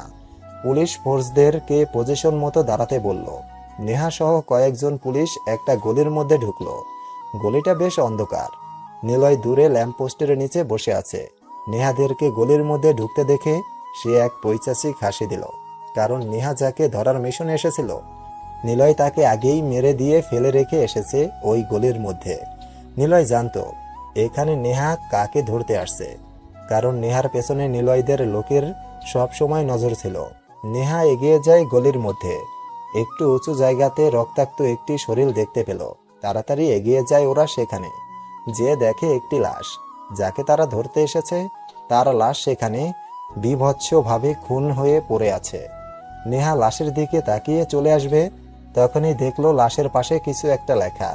ভালো মতো টর্চের আলো ফেলে দেখে সেখানে লেখা, welcome my new gang city, Mustan the killers. Neha চমকে ওঠে। এভাবে কেউ কখনো খুন করেনি, আর খুনের শেষে লেখাও কখনো পায়নি নেহা। নেহা তাড়াতাড়ি সেখান থেকেই বের হয়ে আসলো। মনে মনে নেহা অনেক কিছুই ভাবছে। কে খুন করেছে আর কেন খুন করেছে? নেহার সাথে কি খুনির আগেই শত্রুতা আছে? খুনি কিভাবে জানলো নেহা কাউকে ধরতে আসছে? তবে কি নেহার সে পুরনো শত্রু? নেহা মনে মনে অনেক কিছুই ভেবে চলেছে। কিছুক্ষণের জন্য মাথা থেকে এসব ঝেড়ে ফেলে দেয়। নেহা চারদিকে একবার তাকালো। দূরে কাউকে বসে থাকতে দেখেও, মানে নিলয়কে দূরে বসে থাকতে দেখলো। নেহা এগিয়ে যায় সেদিকে। নিলয় বসা থেকে উঠে দাঁড়ায়। নেহা মাথা থেকে পা অবধি ভালো করে দেখে নিল তার। এই যে শুনুন, জি। আপনি কখন থেকে এখানে আছেন? কেন বলুন তো? এখানে একটা খুন হয়েছে, আপনি কি দেখেছেন? হুম। কে কে খুন করেছে?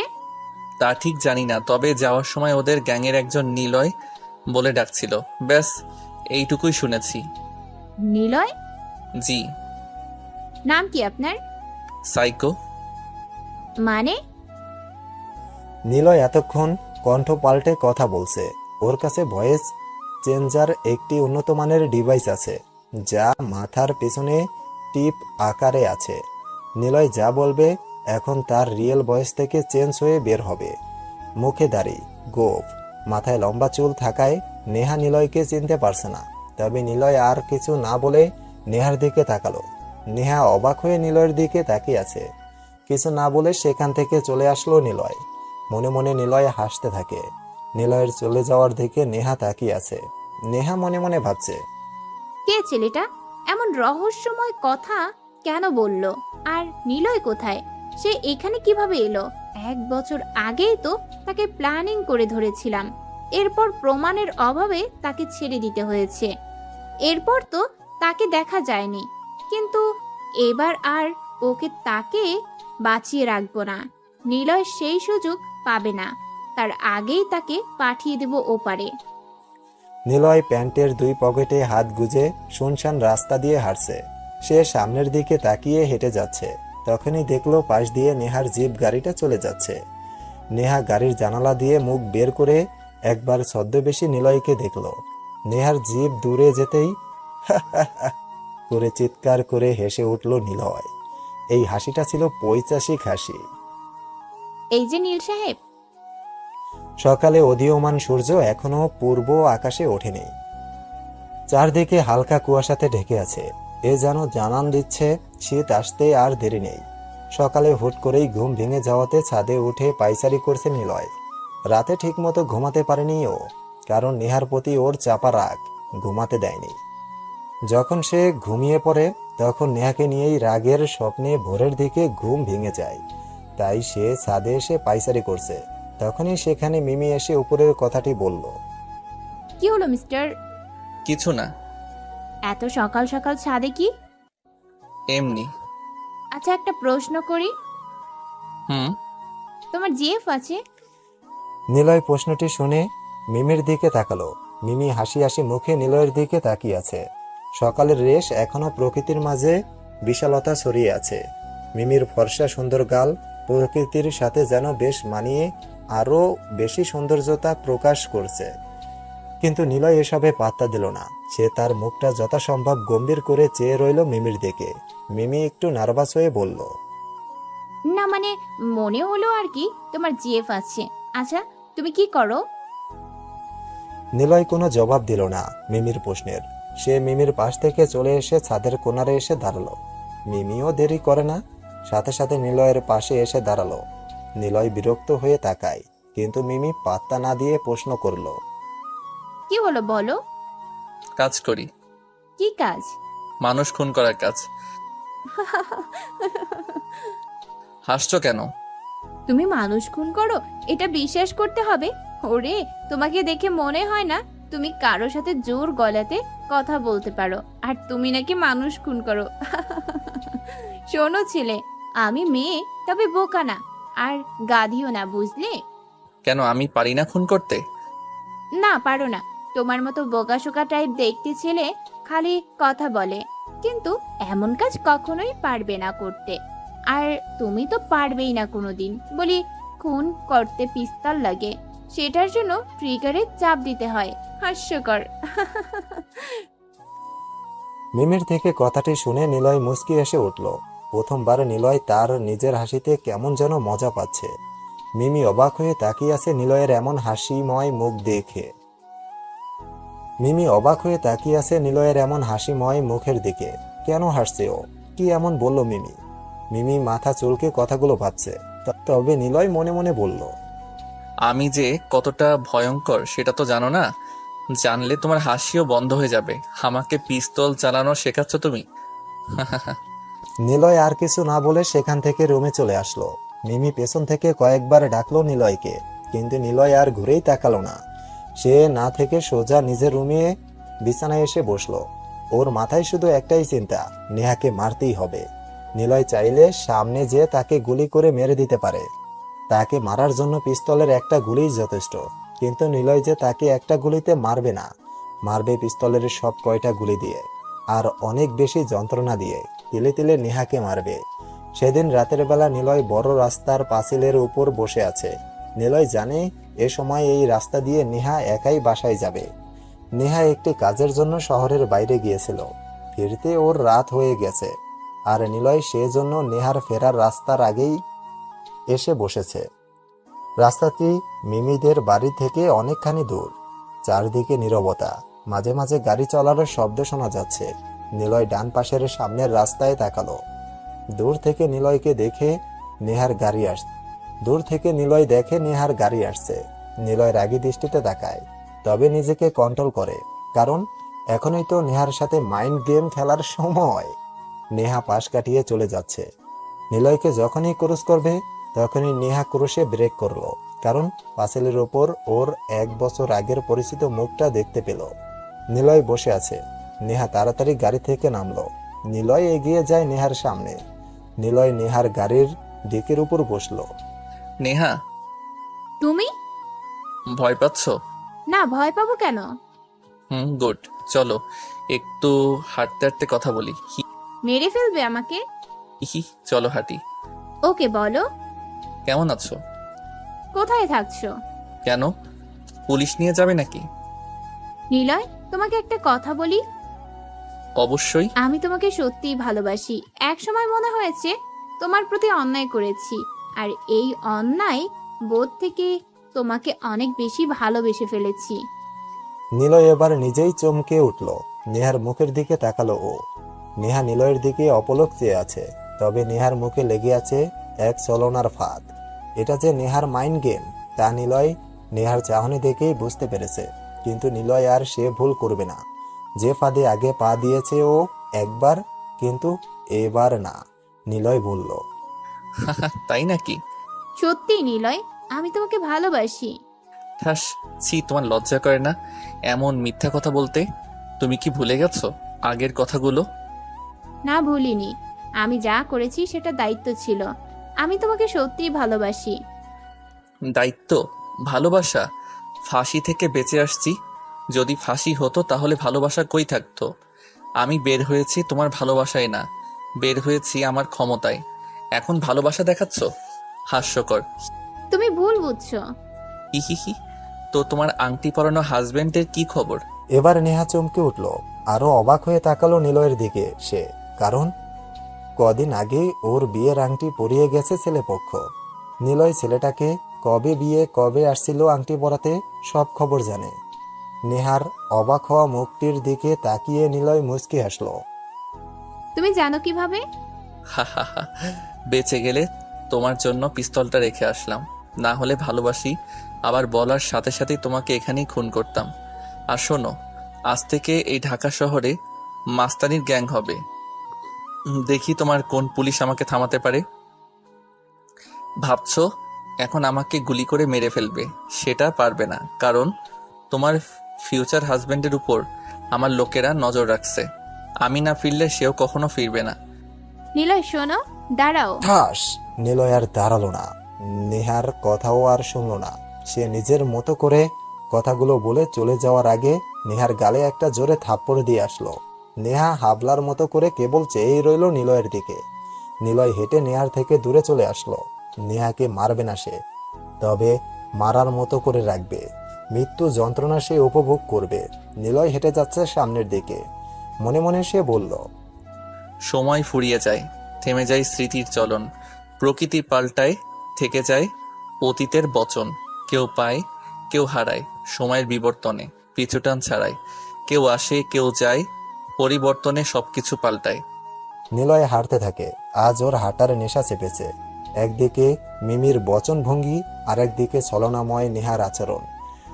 নিলয় জানে না কি হতে যাচ্ছে, নেহাও বুঝতে পারছে না কি হবে। সবাই সবকিছু নিয়ে ব্যস্ত, শুধু পড়ে থাকে ভালোবাসা রাস্তায়, নতুবা অবহেলায়। আকাশ দেখছো বুঝি? নিলয় ছাদে এসে দাঁড়িয়েছে, হাতে জ্বলন্ত সিগারেট। খানিকটা আগে সে নেহার সাথে দেখা করে এসেছে। নেহার ছলনাময়ী কথাগুলো নিলয় ভাবছে আর মনে মনে হাসছে। নিলয় আকাশের দিকে তাকালো। আকাশে আজও বিশাল চাঁদ উঠেছে। এক মনে সে আকাশ দেখছিল। তখনই সে মিমির বলা কথাটা শুনতে পেল। নিলয় সিগারেটে টান দিয়ে ধোঁয়াগুলো মিমির মুখের দিকে ছেড়ে দিয়ে বলল, আচ্ছা তুমি কি, হ্যাঁ বলো তো। আমি যখনই আসি তুমিও আসো, ব্যাপারটা কি? তোমাকে আমার খুব ভালো লাগে। মানে? মানে তুমি সবার থেকে আলাদা, সবার থেকে অন্যরকম। তোমার মাথা ভর্তি চুলে তোমাকে বোকা বোকা লাগে, তোমাকে রাগাতে ভালো লাগে, তাই আসি। আর আসবে না, আমি মোটেও বোকা না। ও মা, তাই? তা কি করো শুনি? বোকার মতোই তো কথা বলো। বুঝতে পারছো না তুমি? এই ছেলে শোনো, তুমি আমাকে যাই বলো না কেন, তোমাকে রাগাতে আমার বেশ লাগে। সো তুমি মানা করলেও আসবো। ধ্যাত। নিলয় মিমির দিকে তাকালো। মিমির মুখে দুষ্টুমি ভরা হাসি। সে হাসিতে অন্যরকম কিছু আছে, যা নিলয়কে ভাবতে বাধ্য করলেও সে পাত্তা না দিয়ে সেখান থেকে চলে আসলো। রুমে এসে দরজাটা ঠাস করে লাগিয়ে দিল নিলয়। নেহা পুলিশ ফোর্সকে ইনফর্ম করে দেয়, সবাইকে রেডি থাকতে বলে, কারণ নিলয় যে কোনো সময় পুলিশদের উপর অ্যাটাক করতে পারে। আর নিলয়দের লোক সব সময় পুলিশদের উপর নজর রাখছে, কিন্তু কে বা কারা নেহা তা খুঁজে বের করতে পারছে না। এদিকে মিমি ছাদে দাঁড়িয়ে আকাশ দেখতে থাকে। মিমির কাছে নিলয়কে সবার থেকে অনেক বেশি আলাদা মনে হয়। ছেলেটা বেশ চুপচাপ, একা থাকতে বেশি পছন্দ করে, যা মিমির খুব পছন্দের। মিমিও একা থাকে, সে কেবল নিলয়ের সাথে ছাড়া কারো সাথেই কথা বলে না। রুমের মধ্যে দরজা আটকে বসে থাকে।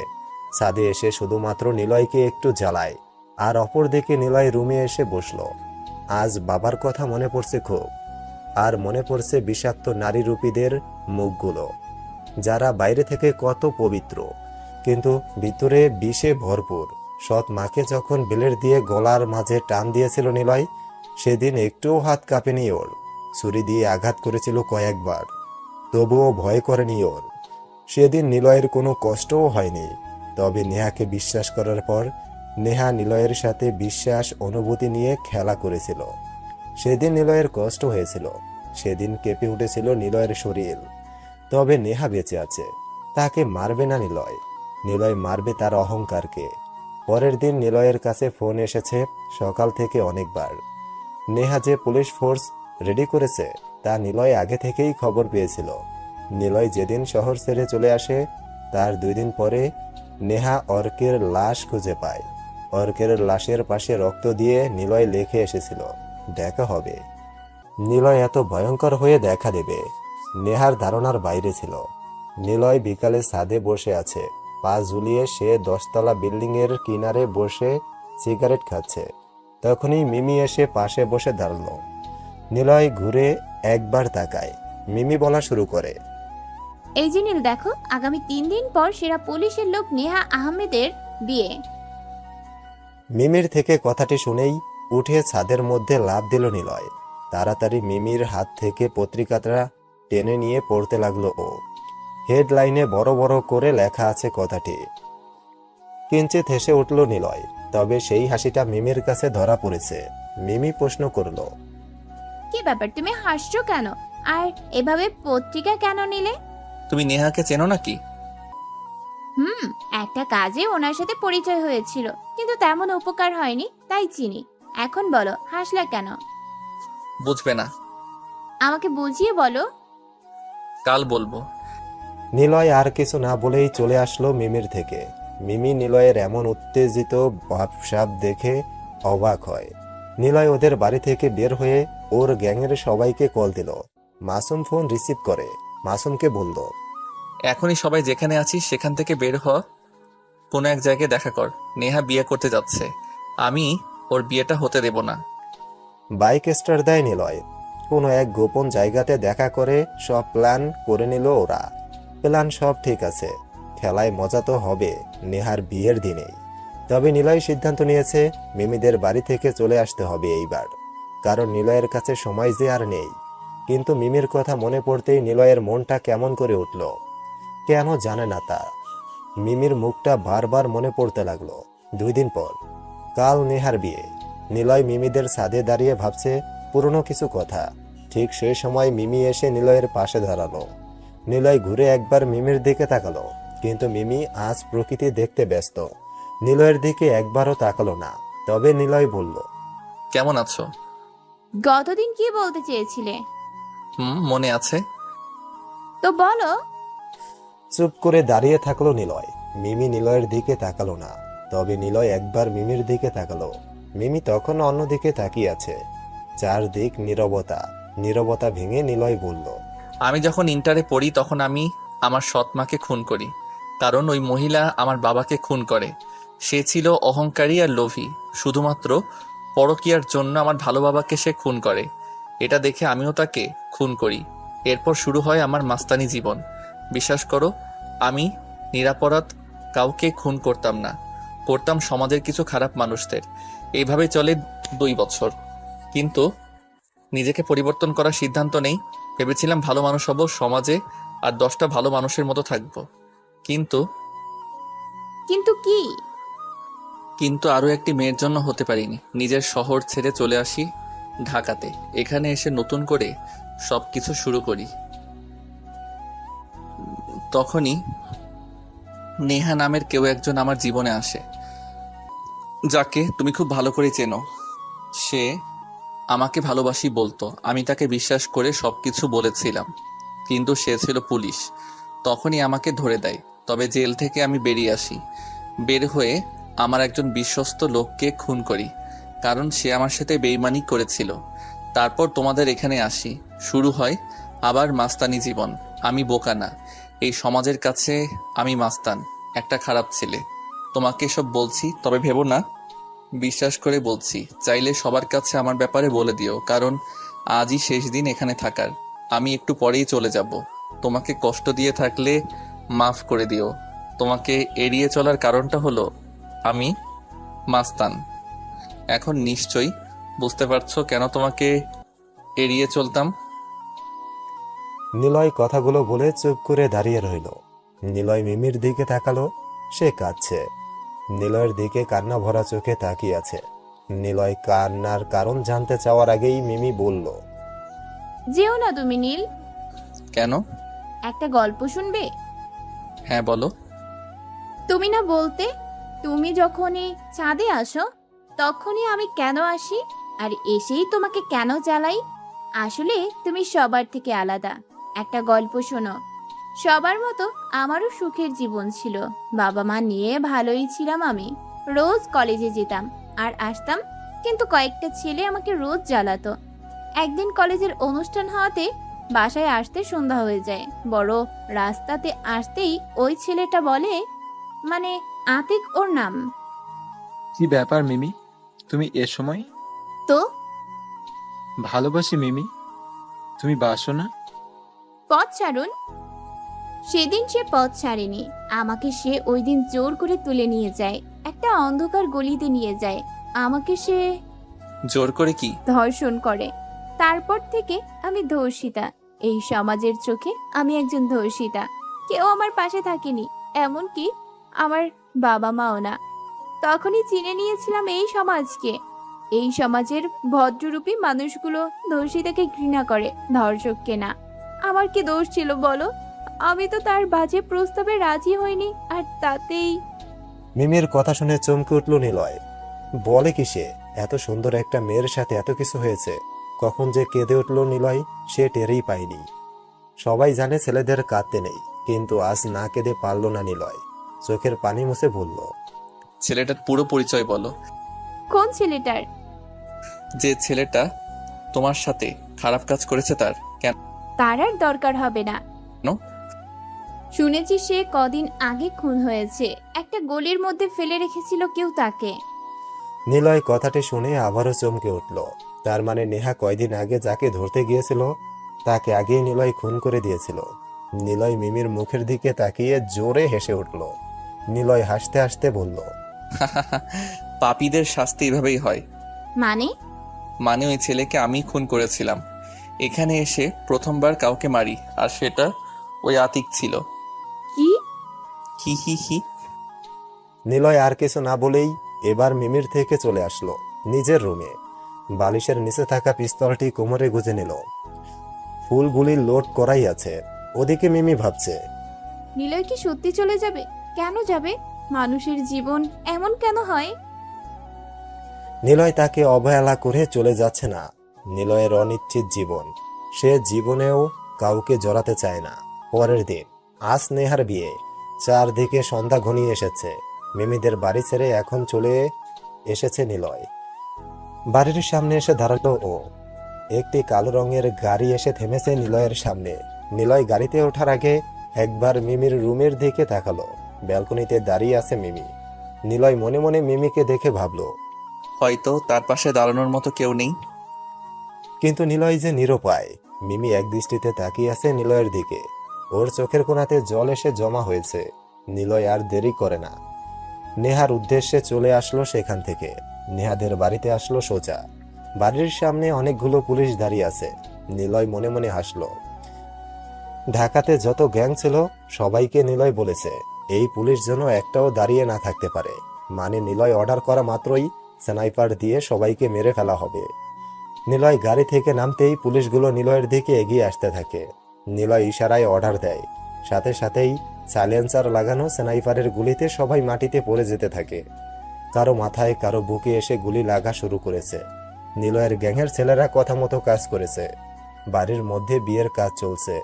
বাইরে কারো খেয়াল নেই কি হয়েছে বা হচ্ছে সে ব্যাপারে। নিলয়ের এখন রাস্তা পরিষ্কার, তবে আরেকটু অপেক্ষা। তারপরেই সব নিলয়ের ইচ্ছে মতোই কাজ করবে। নিলয় নেহার বাড়ির সামনে গাড়ির উপর বসে আছে, হাতে পিস্তল। একটি সিগারেট জ্বালালো ও। ওই দিকে বাড়ির মধ্যে নেহা বেশ আরামেই বিয়ের কাজ সম্পন্ন করল। নেহা সহ বড়রা সবাই বাইরে আসা শুরু করে। বাড়ির উঠানে নেহা যখন গাড়িতে উঠতে যাবে তখনই নিলয় বাড়ির মধ্যে আসলো। নেহা। তুমি? হুম। পুলিশ? কেউ নেই, সবাইকে মেরে দিয়েছি। বাইরে লাশ পড়ে আছে। কেন এসেছো তুমি? নেহার বিয়ে হচ্ছে রকির সাথে। রকির দিকে তাকিয়ে নিলয় আরো বেশি হাসলো। ও কোনো কথা না বলে কোমরে থাকা পিস্তলটি হাতে নেয়। নেহার পায়ের দিকে তাক করে ডান পায়ে গুলি করলো। নেহা ও মা গো বলেই গাড়ির সাথে হেলান দিয়ে নিচে পড়ে গেল। কেউ যদি নেহাকে এখন টাচ করে আর আমার কাছে আসে, তাকেই মেরে ফেলবো। কেউ আর সামনে আসলো না। তখনই আরেকটা গুলি করলো নিলয়। নেহার বা পায়ে গুলিটা যেয়ে লাগলো। নেহা চিৎকার করে ওঠে। নিলয় রকির দিকে পিস্তল তাক করে। রকি কিছু বলার আগেই রকির হাতে গুলি করলো নিলয়। সে পিস্তল সামনে ধরে বলল, নেহা, চাইলে মেরে ফেলতে পারি তোকে, সবাইকে, কিন্তু মারবো না তোকে। তুই যতদিন বেঁচে থাকবি ততদিনই আমার কথা মনে পড়বে তোর। তোর স্বামী তোকে অবহেলাতেই রাখবে। পঙ্গু বলে যখন তোকে ডাকবে তখন আমার কথা মনে পড়বে। এটা হলো বিশ্বাস নিয়ে খেলার শাস্তি। আর হ্যাঁ, পারলে তোর পুলিশকে বলিস আমাকে ধরে আনতে। আর কিছু বলল না নিলয়, পিস্তলটি রকির হাতের কাছে ফেলে চলে আসলো তাড়াতাড়ি সেখান থেকে। সবাই নেহাকে হসপিটালে নিয়ে যেতে লাগলো। নিলয় বাড়ি থেকে বের হয়। আজ শান্তি লাগছে খুব নিলয়ের। নিলয় গাড়িতে বসেই ভেবে নিল, আজ ছাড়তে হবে এ শহর, ছাড়তে হবে গ্যাং, চলে যাবে অন্য শহরে, যেখানে থাকবে বিশ্বাসের দাম, থাকবে না রক্তের খেলা। নিলয় মিমিদের বাড়ির মধ্যে ঢুকলো। নিলয় তাড়াতাড়ি ছাদে এসে পৌঁছালো। নিলয় জানে মিমি এখনো সেই ছাদেই দাঁড়িয়ে আছে। নিলয় ছাদে আসলো। নিলয় যেখানে এসে দাঁড়াতো মিমি সেখানে দাঁড়িয়ে আছে। পেছন থেকে নিলয় মিমিকে ডাক দেয়। মিমি, চমকে ওঠে নিলয়ের দিকে তাকালো সে। চলো। কোথায়? জানি না, তবে এই ভদ্ররূপী সমাজের থেকে অনেক দূরে, যেখানে বাস করব আমি আর তুমি, ভালোবেসে থাকবো দুজন একাত্মের মাঝে, বুনবো কিছু ভালোবাসার স্বপ্ন, যে স্বপ্নে থাকবে শুধুই পবিত্রতা। বউ হয়ে থাকবে আমার পাশে সারা জীবন। নীল, আমি যে তো তাতে কি? তুমি কি মানুষ না? অপবিত্র তারাই যারা বিশ্বাস নিয়ে খেলা করে। তুমি মোটেও অপবিত্র না। তোমার মনে নেই কোনো ছলনার দাগ? নাকি তুমি আমার সাথে যেতে চাইছো না আমি মাস্তানি করি বলে? নিলয় মিমির হাত ধরে টেনে নেয় নিজের কাছে। সিঁড়ি ভেঙে নিচে নামে ওরা। কোনো দিকে না তাকিয়ে গাড়িতে উঠে বসলো দুজন। ওরা যাচ্ছে অজানা উদ্দেশ্যে, যেখানে জানবে না মানুষেরা ওদের কথা, জানবে না ওদের অতীত। পৃথিবীর মানুষ বড়ই অদ্ভুত। তারা সমাজে ভালো মানুষ সেজে খারাপদের কথা শোনাতে পিছুপা হয় না। কিন্তু সে কেন খারাপ হলো এটা নিয়ে তাদের মাথা ব্যথা নেই। এইসব ভালো মানুষরূপী মানুষদের মারার জন্য নিলয়কেই বারবার দরকার। তবে আজ থেকে ভালো নিলয় নতুন পথ বেছে নিয়েছে। খারাপ থেকে হতে হবে একটা ভালো মনের মানুষ। নতুন শহরে থাকবে, সেখানে থাকবে না কোনো খুন, থাকবে শুধুই ভালোবাসা। মিমি কাঁদছে। নিলয় কান্না থামাতে বলল না। নিলয় চাইছে কাঁদুক আজ সে, কারণ নিলয় জানে এটা কষ্টের কান্না নয়, কান্নাটা হলো সুখের। চলছে তার অজানা উদ্দেশ্যে, ভালোবেসে থাকবে দুজন একসাথে। আজ শেষ করলো নিলয় তার মাস্তানি জীবন।